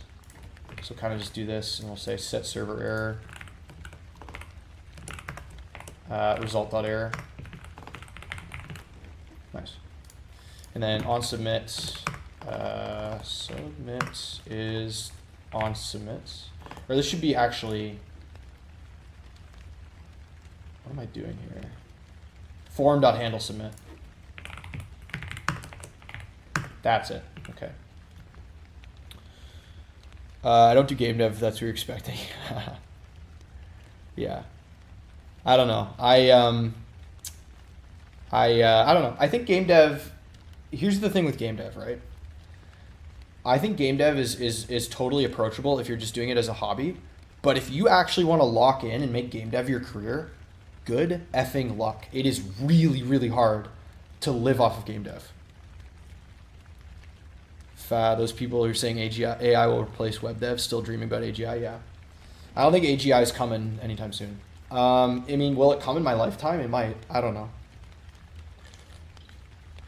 I also think the term AGI is meaningless because we don't really know what AGI even means, realistically.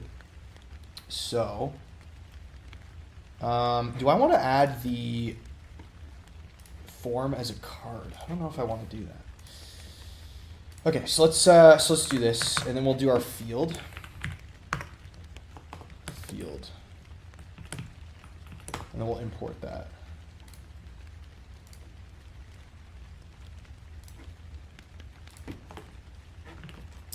And then I'm just gonna look at the reference. Okay, so then we have a field legend. Field label. Okay, so field label. And then we'll do HTML4 to do, we'll say content. And then new add, new to do, or something. And then we'll say input as well. And we'll get that input in here. And then this input's also going to need to be compliant with, oh, it needs to be in a controller, right? I forgot about this. I need to wrap the field inside of a controller for the React hook form. Yes, precisely. Okay, so then this is how this works. So I need to give it a name, a control, and a render. Right, so the name is going to be to do content.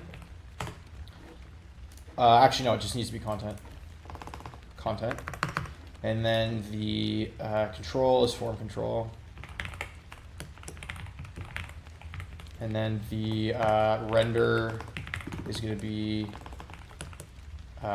field state. What was it? Field state? Yeah. Oh, and then this needs to be as an object argument, and then like return, and then we need to render the field inside of here, right?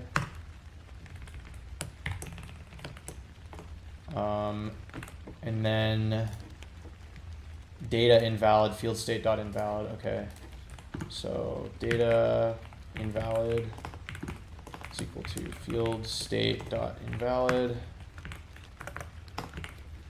Are you planning on getting into DSA? I already did a lot of DSA diag in my degree, but maybe eventually, yeah. I could do DSA stuff. If the community requests it. I actually might at some point. I've been meaning to do this because there's a lot of different people asking for, they're requesting different things. Like some people want to see DSA, some people want to see game dev, some people want to see Linux, some people want to see C, some people want to see whatever, right? Rust as well. Shout out innovation. So I don't know. I might make a poll, a community poll at some point in the next couple of weeks, and then kind of do like a, see what people would like to see. And then choose like the top 2 or whatever, at least to start, because I can't do everything. And I have to, pace myself if I want to remain sane. So, yeah, but we're going to be getting into more diverse content soon. 100%. Okay, so field label is going to be HTML4. Can I do it as the same name? Oh, field.name, right? Right, and then that goes via this controller. So then I get add new to do, and then we'll do our input. Which should just like work. Okay, and then we'll do it was ... field, and then we need to add the field name as an ID and the type and the invalid. So the name, so the ID is field.name, and then the type is text, and then the data or aria invalid, I think it was, equals field state dot invalid. And so then this field state will be invalid based on the Zod schema that we created, right? We also need to import use state, so that's fine. So then we have our input, and then we need to include our errors here. Conditionally render the errors, which I might actually render like above for this one. So field state dot invalid, which is just like should be a Boolean value, right? Yeah. And then we'll do, what was it? Was it and? Yeah, and field error. Field error, which we need to make a component here. Import this. What? Field error.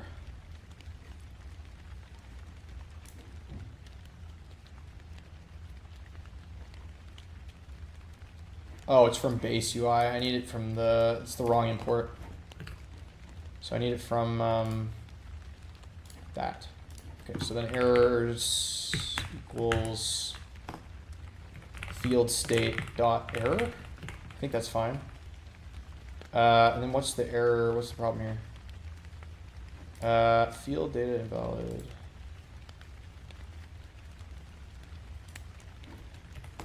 Something erroring out here. I'm not 100% sure what it is. So below the input,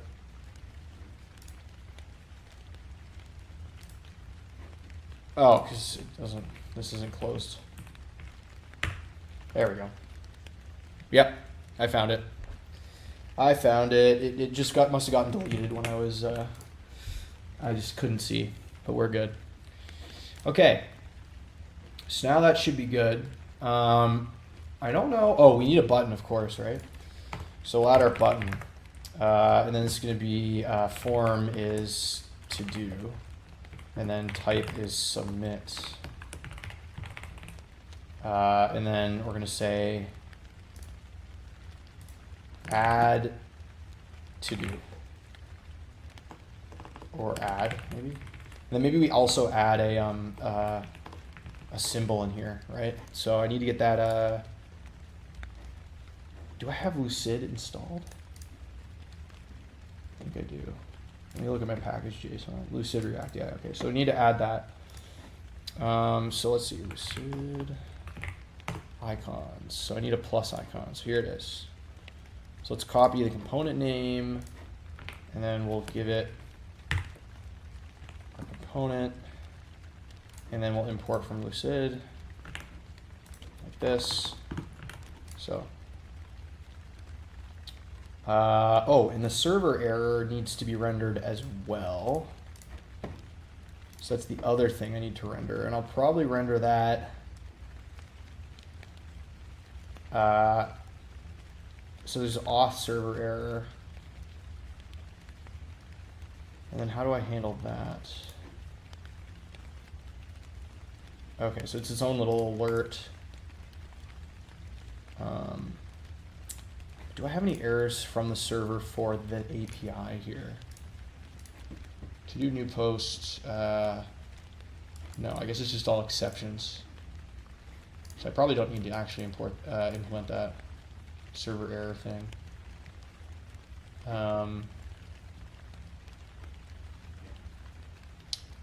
But I'll still add it anyway. I think I'll probably put it up here. So I'll say server error is not equal to, or this needs to be as a Boolean, right? It's not equal to this. And then if it is, then I'll render all of the server errors, right? Or I'll just do it, server error. Otherwise, null. So what is this?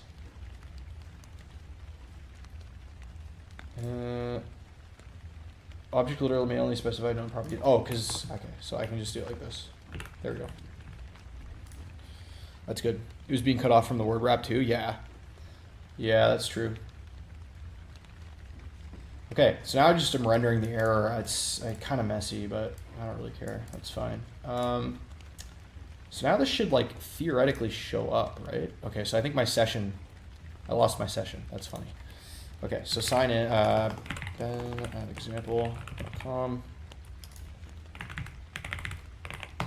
Okay, so here's my here's the form, right? So now the problem is this will add a to do, I think, but then it won't actually show up because we don't have the list implemented yet. So if I do like test to do 1, 2, 3, 4, 5, and then we add it. Okay, fetch API cannot load localhost to do. URL schema localhost is not supported. Let's see here. Uncaught, failed to fetch. Oh, did I forget? Forgot HTTP enough. That's my bad. Okay. Nice. And then this should clear out, right? When we submit it. Is there a way to like refresh the page and like clear the form data? I wonder. Should probably figure that out. But I think now theoretically this should be posted inside of our to-dos, right? Yeah, here it is. Okay, so that's cool. There's a method on form to do that. Okay. So is it on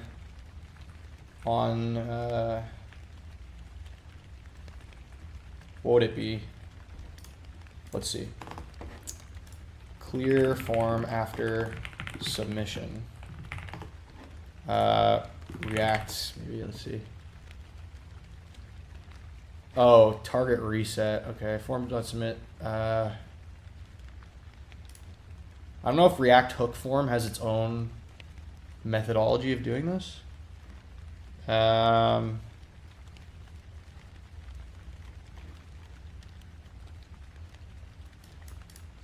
Okay.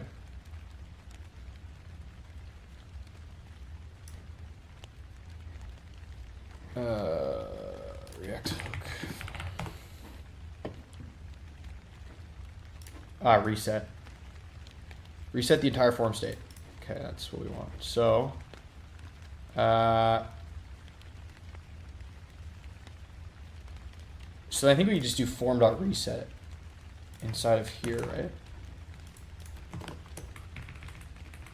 Instead of navigating, we just do like, well, we can keep it anyway. So form.reset. Is that a thing? Okay, let's try that then. So if we submit another to do, there. All right. It's provided by React hook form. Yep, found it. Reset form state. Okay, that's good. I probably don't need this navigate. It's probably not necessary, but that's fine. So we'll remove it. Okay. So let's clean this up style-wise a little bit, I think.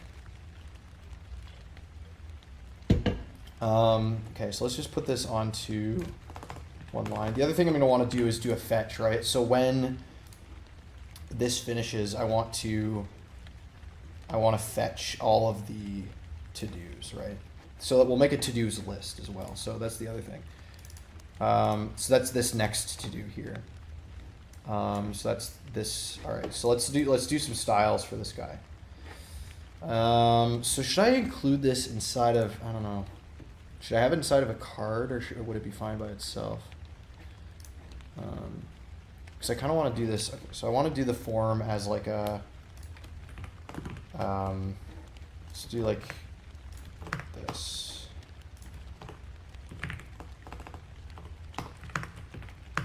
Then we'll do flex gap 1 maybe. Or does it need to be on the field? No, it would need to be on the form. I don't know why this doesn't put the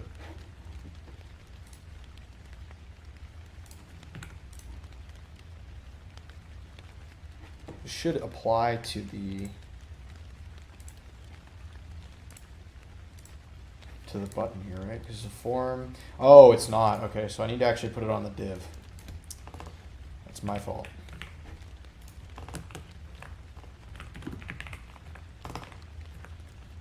That's what we want. Okay, better. All right, and then let's do item center. Ooh, but it's because the label is included inside of this, so this is going to be weird, right? So I could just do items end. That's better.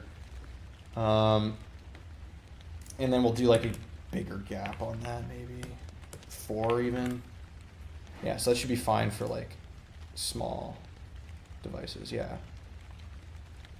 And then I'm also going to add like a margin top on like this as well. Bring it down a little bit. And then on desktop, that's fine. So we have our little add new to do. That looks good. That's good enough at least. I may be able to, well, no, I kind of like it just kind of like that. And then so if this is wrong, like if we just have one letter, too small, expected string to have more than 3 characters. Okay, so this is not the right error message. And then it also stretches out the width of this, which I don't love either. And I want this width to be like a certain size, right?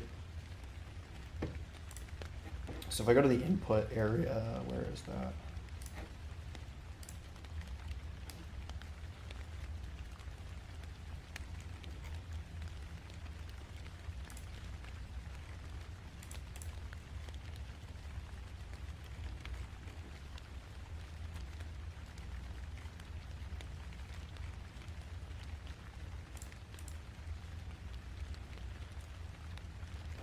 Oh, you know what? Actually, I should probably put the button inside of the field. Now that I think about it, that actually might make more sense. And then I can do what? Field orientation horizontal. And then I don't need this anymore. Although I'm going to keep the flex margin top 8. Oh, but then that's horizontal too. Okay, so that's not what I like. Okay, you know what I could do? We actually probably don't even need a field label. We could probably just do add new to do like this. I think that's much better. Okay, we don't even need a label. Or I could even just say new to do like this. And then we have our add button, right? But the only problem is, again, so we need to, I don't want this to stretch out to the whole width. So maybe I need to like restrict the width of the field to a certain width. So if I do like, actually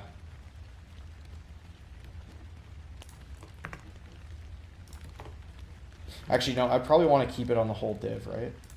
So I would do max W XL maybe, or W XL. Maybe smaller. Yeah. Yeah, we'll do medium, but then if it's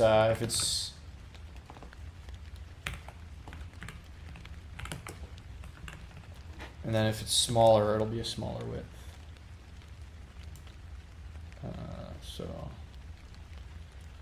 Oh, and the other thing I want to do too is orientation horizontal, but can I make the orientation, oh, responsive. Okay. That's good. Oh, but this is not what I want either.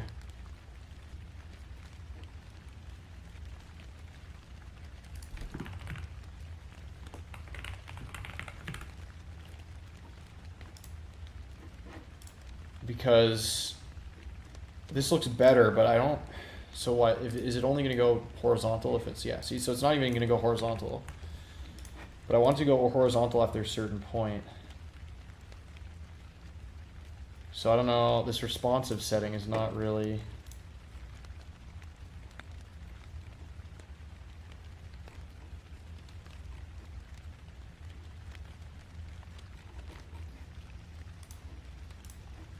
working here.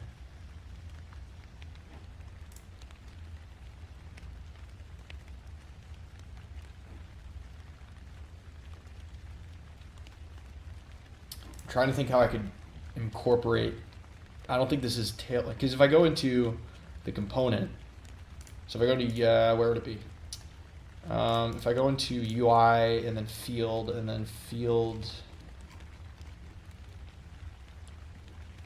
yeah, so where's the vertical? Yeah, so this is the vertical. So this is supposed to be responsive, but I don't know.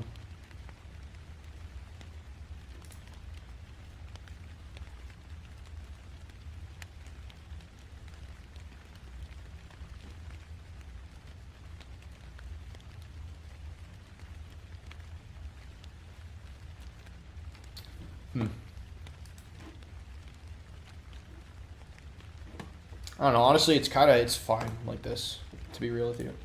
We could just make it smaller. We could just do, we could just keep it width extra small.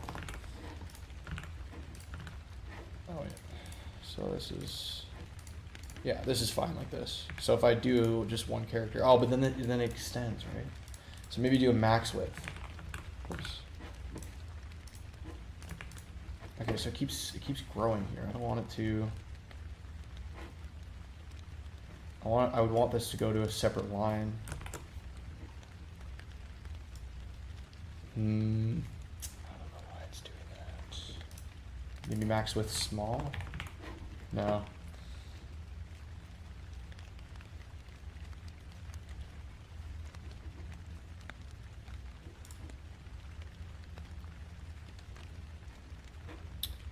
Interesting. Gotta love front end. They'll be full on the div as well. Ah.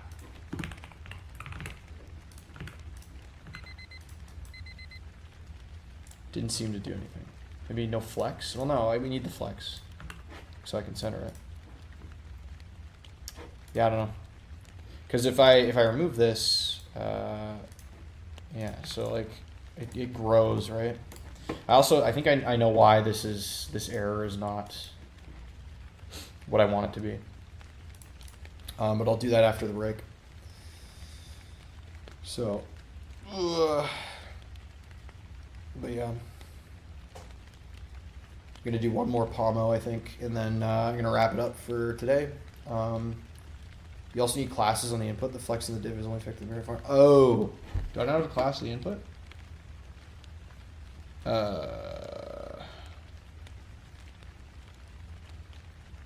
Okay, I see. So maybe I need but the width should not, like, okay, so if I have this, right? Should this not affect, like, if it affects the width of the form, does that not affect the width? Like, even if the width of the controller is, say, 100% by default inside of the form, if the form's width is restricted by this, then shouldn't it just, like, work? I don't know. I'm also like de-rusting on front end as well. But anyway, I'll get there. I find the thing with front end for me, it's just a lot of like tinkering. Like it's just, you know, one would think, yeah. I don't know. Because like my thinking is like, okay, so if you're restricting the size of the parent div, everything underneath, even if this is 100%, does it not inherit the width of its parent if it's 100%? Like, I don't know. I don't know. That's what I like tacitly assumed. You know, for lack of a better phrase. Flex is confusing in and of itself, yeah. Yeah, that's true. All right, I'm gonna have a snack. Gotta have a granola bar, you know. It's that time of the afternoon. I haven't had lunch in a few hours. So.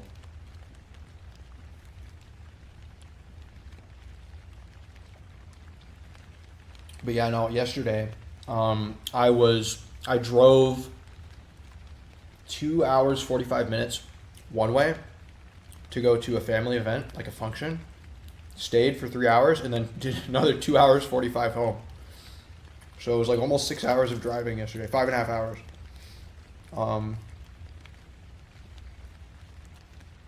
So today I'm kind of like feeling it a little bit. But yeah. That's why I couldn't stream yesterday, because I was on the road basically all day. Absolutely not. Yeah. Well, I didn't want to stay overnight because it was either like I stay overnight and I have to share a bed with somebody, which I didn't want to do, like probably like a family member, or I just do it all in one day. Because it was like all in like it was like a reunion, right? So I don't know. Am I feeling proud? Proud about what? About the drive? No. But it was a necessary evil. And it was also about $80 in gas too. So, you know, it was kind of like a lose. But I had to go, unfortunately, so but no, so yeah.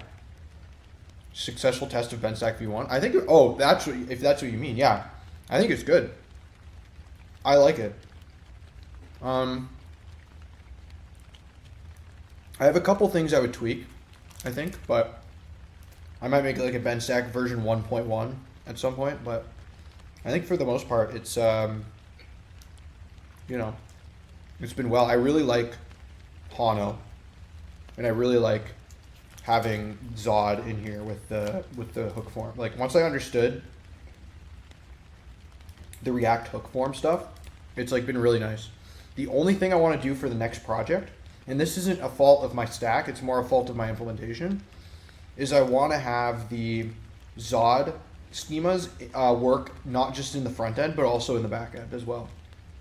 But there's a Zod plugin that you can use with Hano. So you can validate your Zod schemas in the front end and the back end. That I didn't do that in this project, but I could do it. But you know, that's not a limitation of the stack. But anyway, it was a lot of driving. You know. Also a lot of wildfire smoke too. Do I have a package for my types? Yeah, I do. I have a shared package. It is, where is it? It's right here.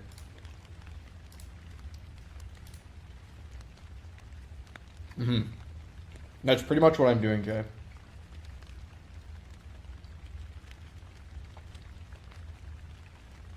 I still remember when he React form clicked and you were like, oh my god, I'll conquer the web dev. Yes. It's because I didn't understand what it was, and I'm like, okay. This makes so much sense. It's like a wrapper around forms that basically lets you consolidate all your validation, which is really nice. So.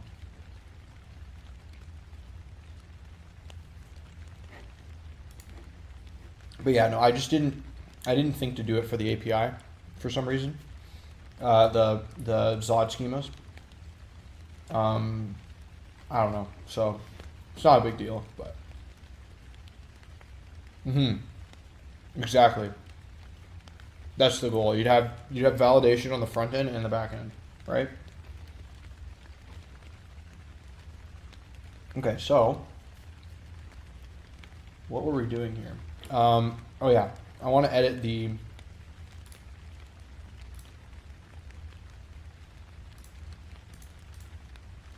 error here. So I think I need to add the error to this, like this.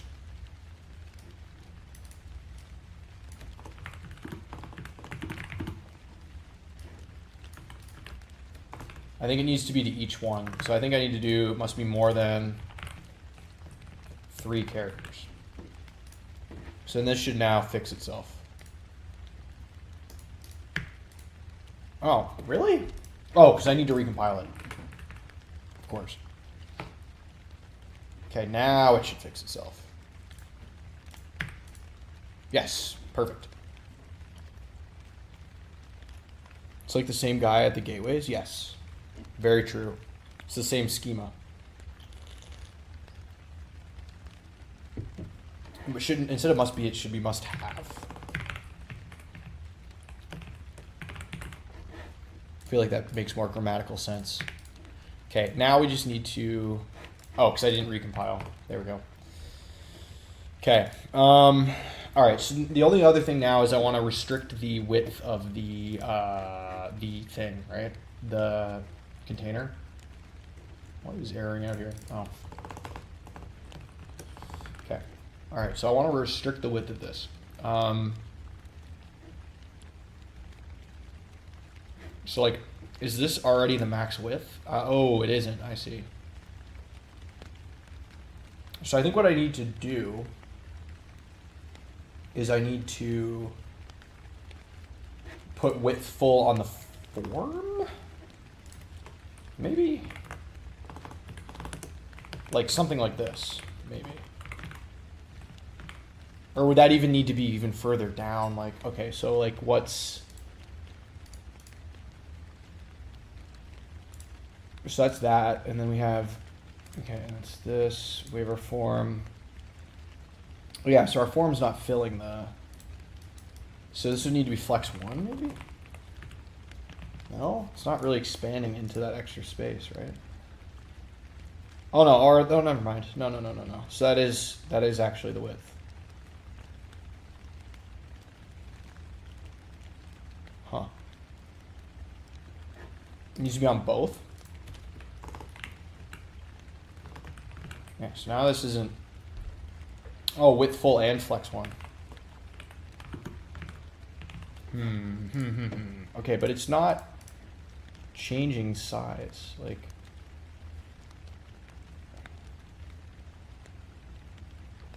Okay, so this is our div.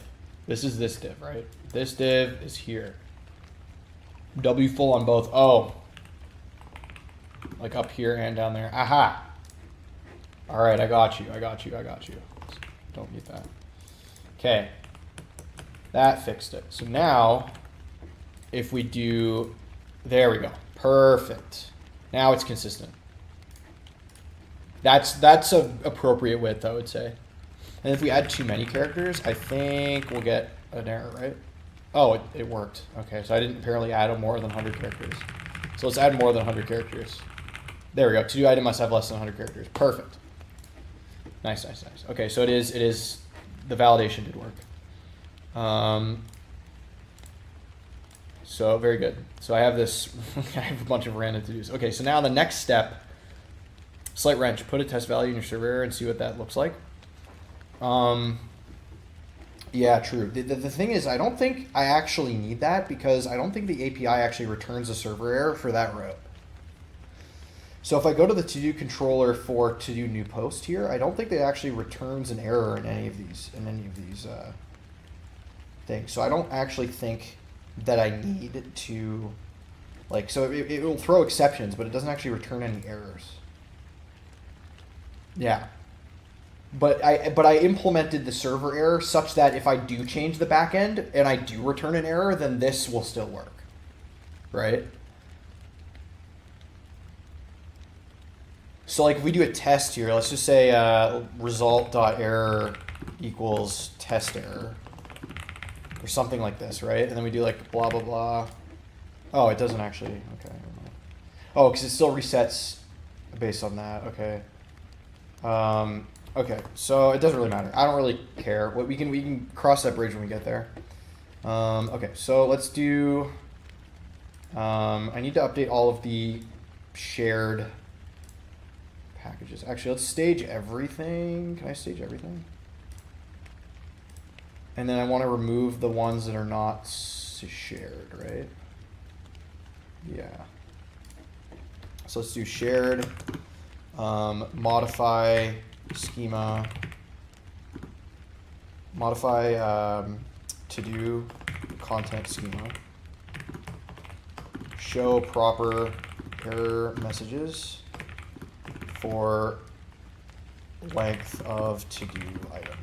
Sure, that's fine. And then this one, I'll say web basic implementation of to-do, add to-do form.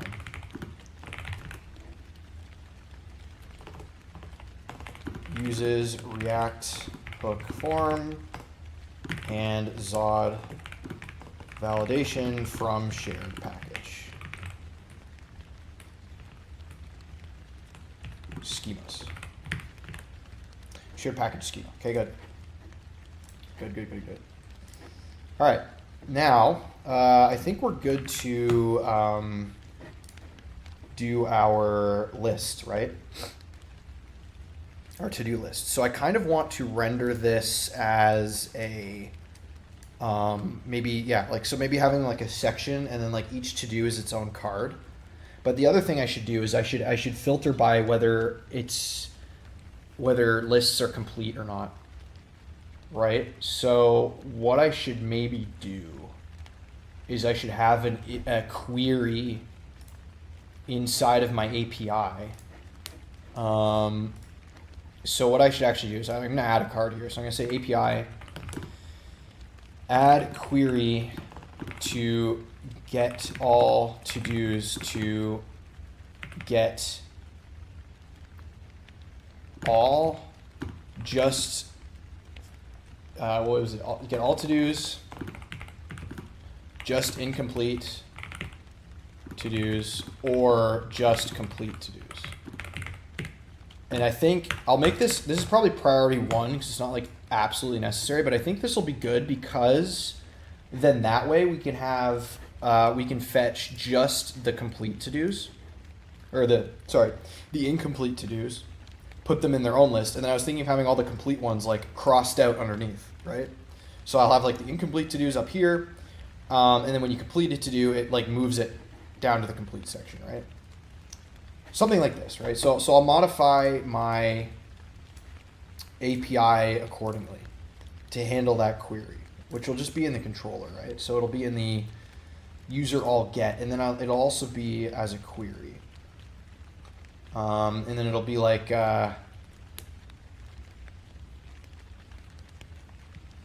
It'll change the to-dos list here. So then we can filter based on that, right? So what we return is based on the query. And we can do that we don't have to do that in the database level. Like we could make different queries in the database, but I think because this returns everything, we can just do the filtering at the middleware level inside of the backend, right? So we'll do another, we'll say like, const, what should I call this? Complete status, or complete status is equal to c dot query, or c dot rec dot query. If I can type dot query, and then what's the Hano? What's the guide for this? For queries. Oh wait, there's actually Hana request. Here it is, and then query. c.rec.query q. So I'm gonna make this like what should I call this? Like completed.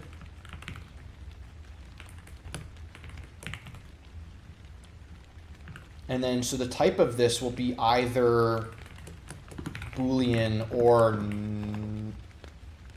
or undefined, I guess, right?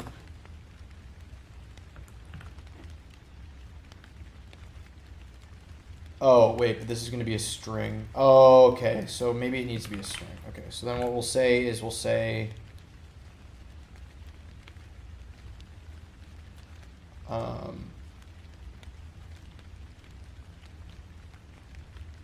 because I want to set this to be a value, right?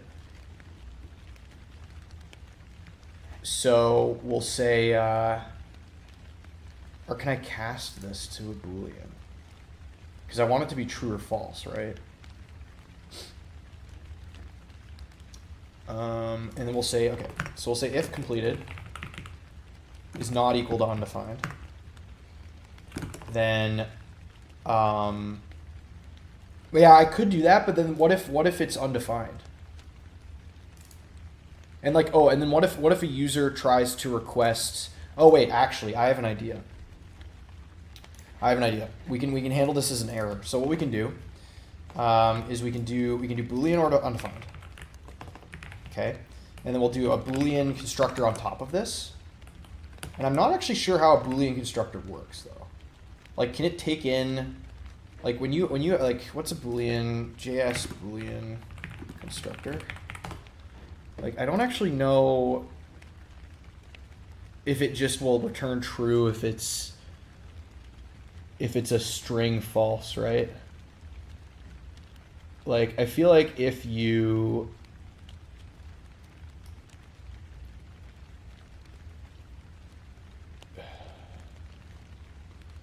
right, like this will be true, right? Like if I did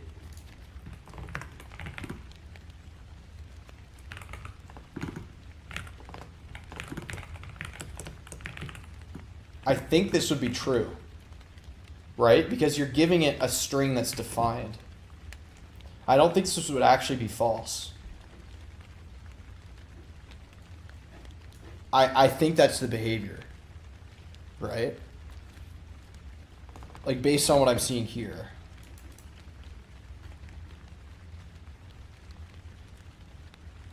Yeah, so if the value omitted is 0, null, false, not defined, undefined, or the empty string.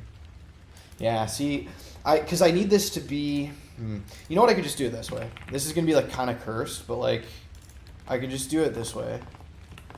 And then I'll just like see whether it's defined or not. So I'll say if completed is not equal to undefined.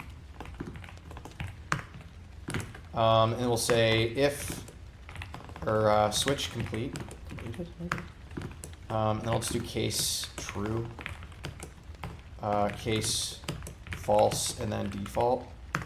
And then I'm gonna like maybe have an error or something, right? So like a return c.json with an error, saying like invalid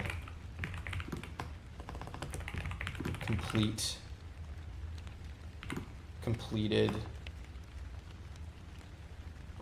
invalid completed query, invalid query, maybe something like just like this. Yeah. And then so if it's a true, then we'll say to-dos list.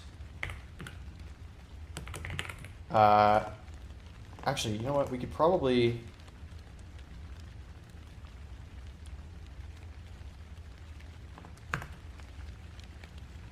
say a to-dos list, because we need to check whether it's defined here, right? So you know what we'll do? We'll actually do this inside of this. And then we'll say, otherwise we return. So what we can do is we can return to c.json, or you know what? No. So you can do to-dos list dot. Does this modify in place if I do dot filter? Or does it return a new one? Do I have to do it like this? To do, then to do dot is complete. I think that's all I need to do, right? Now let's just say new or modified, or to-dos list true, and then we'll just return that.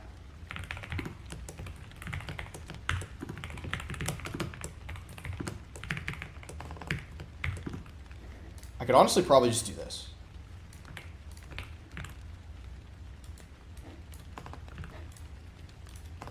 Realistically. Just omit the variable complexity. I think that works. It's kind of cursed, but because we're using like strings to chat, but I mean, it's fine. So I think that's fine. And then if none of these, if completed is undefined, then it'll just return everything, right? So I think that's good. So yeah, that's good. So then this should now, let's check it in this guy. So we'll do our get. Oh, I might need to re-authenticate this thing, actually. Then for completed, a custom type would have work too. Oh, then for completed, a custom type. Yeah, that's true. That's true. I could have done that, but then that would have been weird because it would have been this like weird, like where would have I defined that, right? Like I could have done like, I mean, I could just do that here. No, I'll just leave it the way it is. It's fine. There are always better ways of doing things, but that's okay. Okay, let's just do this. Auth sign in. I'm just gonna test this through Postman. Email, password. So let's re-sign in here. And then we'll do to do, and then we'll get everything, right? So if we get everything with no query, it should return all of them, which it does. Actually, let's change one of them to be true. So I want to do a put for to do, and then like a ID. So let's do test to do. Let's make test to do equal to true. Content, we'll say test to do.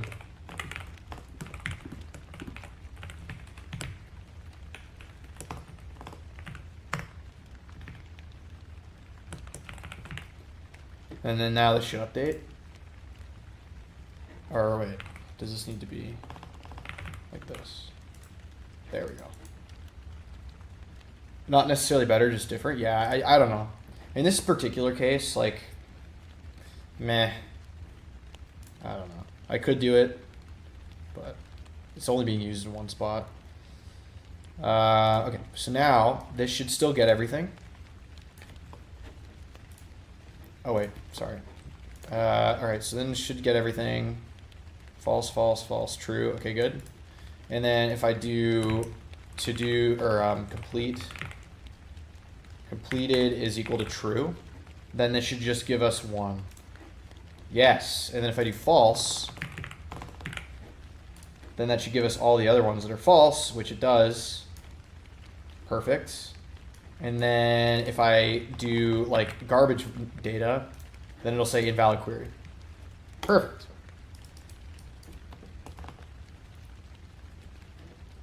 And it'll still say invalid if you leave it empty, right? So good. So that's fine.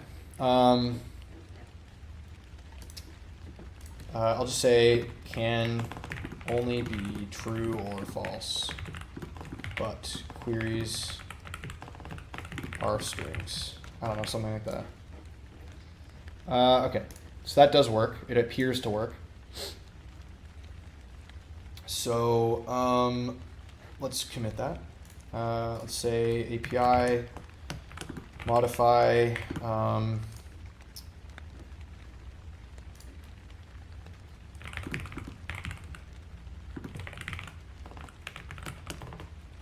add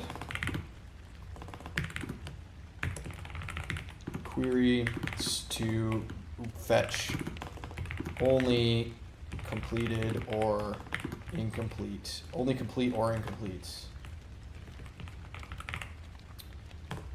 to do items, or all if query is omitted. something like this. Okay, so that's good. And then now, okay, we have 4 minutes. Can we do a basic display? We can certainly try. All right, let's try that. Let's try to throw something together in 4 minutes here. So let's go to our home. So then underneath here, we're going to want to do our to-do list, which is going to be another component. So we're going to say to-do list.tsx, right? So function to-do list, and then export defaults to-do list return, and then I'm going to do it inside of two. So I'll have like a main div here, and then we're going to have it in two. We're going to have two lists for it. The only thing is, I don't know. I don't think we're really going to have time to finish all this, because then I'll also have to update the to-do client and all these things, right? So you know what? I'm going to probably leave that for the beginning of the next stream. But we did finish this. So I'm just going to kind of hang out for 3 minutes. So we can kind of like think about how we want to do the to-do list, right? Because I could get into this, but that's going to probably take another like Pomo session to implement. So I think I'm just going to leave it.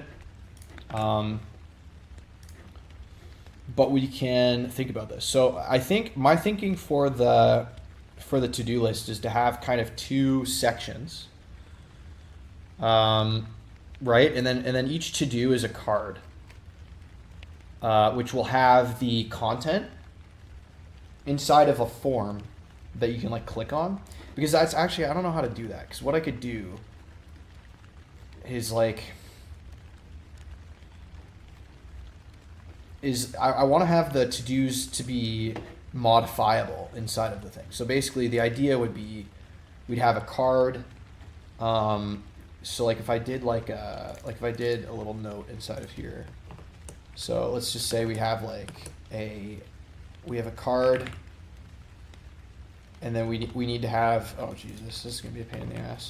And then we have some sort of like display, or like to do content as form, as text when not editing, and then form when editing to update, and then checkbox to toggle completed status, right? So something like this. So I want to have like some sort of conditional form, right? I mean, I know having like a note inside of the Pomo card is kind of not ideal, but something like that, right? I don't know. Two separate components, one to render the list group and another to render what you map over the to-dos that handles to-do logic. Ah, okay. So what you're kind of saying then is to have, so this is my to-do list, which does the fetch, and then I have like a to-do item component. So I have like a to-do list, which like fetches list items, and then like a to-do item, which displays one individual to-do. Something like this, right? Yeah, that's true. Okay, so let's actually add that other one. So we'll say to-do item. Oh wait, geez. Rename. Yep, yeah, okay, cool. That makes sense to me. To-do item, export default, to-do item. And then, so this is fine. So, and then I'll say to-do item as card, and then just something like this. Is that Obsidian? It is. You can download it here. It is a free note-taking markdown app. Return, and I'll just put in an empty div here. Good, so we have this for next time, and then our to-do list as well. So we're going to implement this next time, and then add wrapper fetch function for to client fetches Yeah, so then add due date. This is probably like a P2, to be honest with you. Because this is just a test app again. I really only want to spend one more stream on this. So if at the end of next stream we're done the main functionality, I'll add these P2s. I think.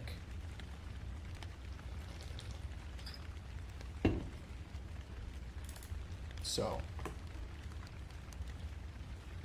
yeah, so we basically just have the to-do list thing to finish. Also, it needs to have the last thing I need is a X to delete to do, right? Or item, I should say. Okay, so that's everything, I think. So this is going to be the bulk of what we're going to be doing tomorrow. And then, you know, knock on wood, I finish tomorrow, or at the very I finish it up like the very beginning of the next stream, because I don't want to be working on this too much longer. This particular project, the logic for updating the logic can be done via state. Yeah. Oh, updating it to do. Yeah. Oh, so it doesn't need to be like through a form or anything like that. Because what I would need to do is once I update it, it would need to go then make another put. We would need to do our put, right? Because our API is currently, if I go to my to-do controller to update, we send a put here. So this is actually, I need to change this. This needs to be a put. And then inside of my router, I need to have this as a put. Because that's the action. Oh, is editing, set is editing. Ah, I see what you mean.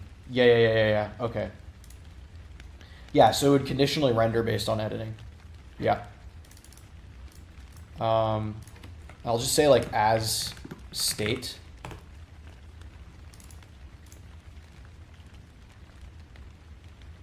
Or I'll just say like is editing. Probably put this in actually at the end of this one. So something like that. So that's good. But anyway, thank you all for watching the stream. I really appreciate each and every one of you hopping in here, and you know, it's been really fun, and I have a lot of fun doing this and programming. So if you want to keep up with my streams and follow along, I really appreciate it if you subscribed. I'm live 5 days a week. We have new and exciting things coming. We're going to continue with the web dev streams for the next few weeks, I think, and then we're going to also be rolling out membership soon, and there'll be perks with that. I'm going to be diversifying content, maybe doing some non-web dev streams, like lower level stuff, whatever it might be. I don't know. We're going to be getting into some more diverse, fun programming content. So if any of that interests you, follow along, join the Discord. The link, I'll just post it right here. So you can join the Discord. We've got almost 260 members of passionate developers. So that's fun if that interests you. And yeah, I think it's 260 members, something like that, 250 something. There's a lot in there. So anyway, I'll catch you all tomorrow. Yeah, that's it for today. Just 2.5 hours. That's my usual time, Satya. So I got some stuff to do. I have to run a couple errands and get prepped for dinner.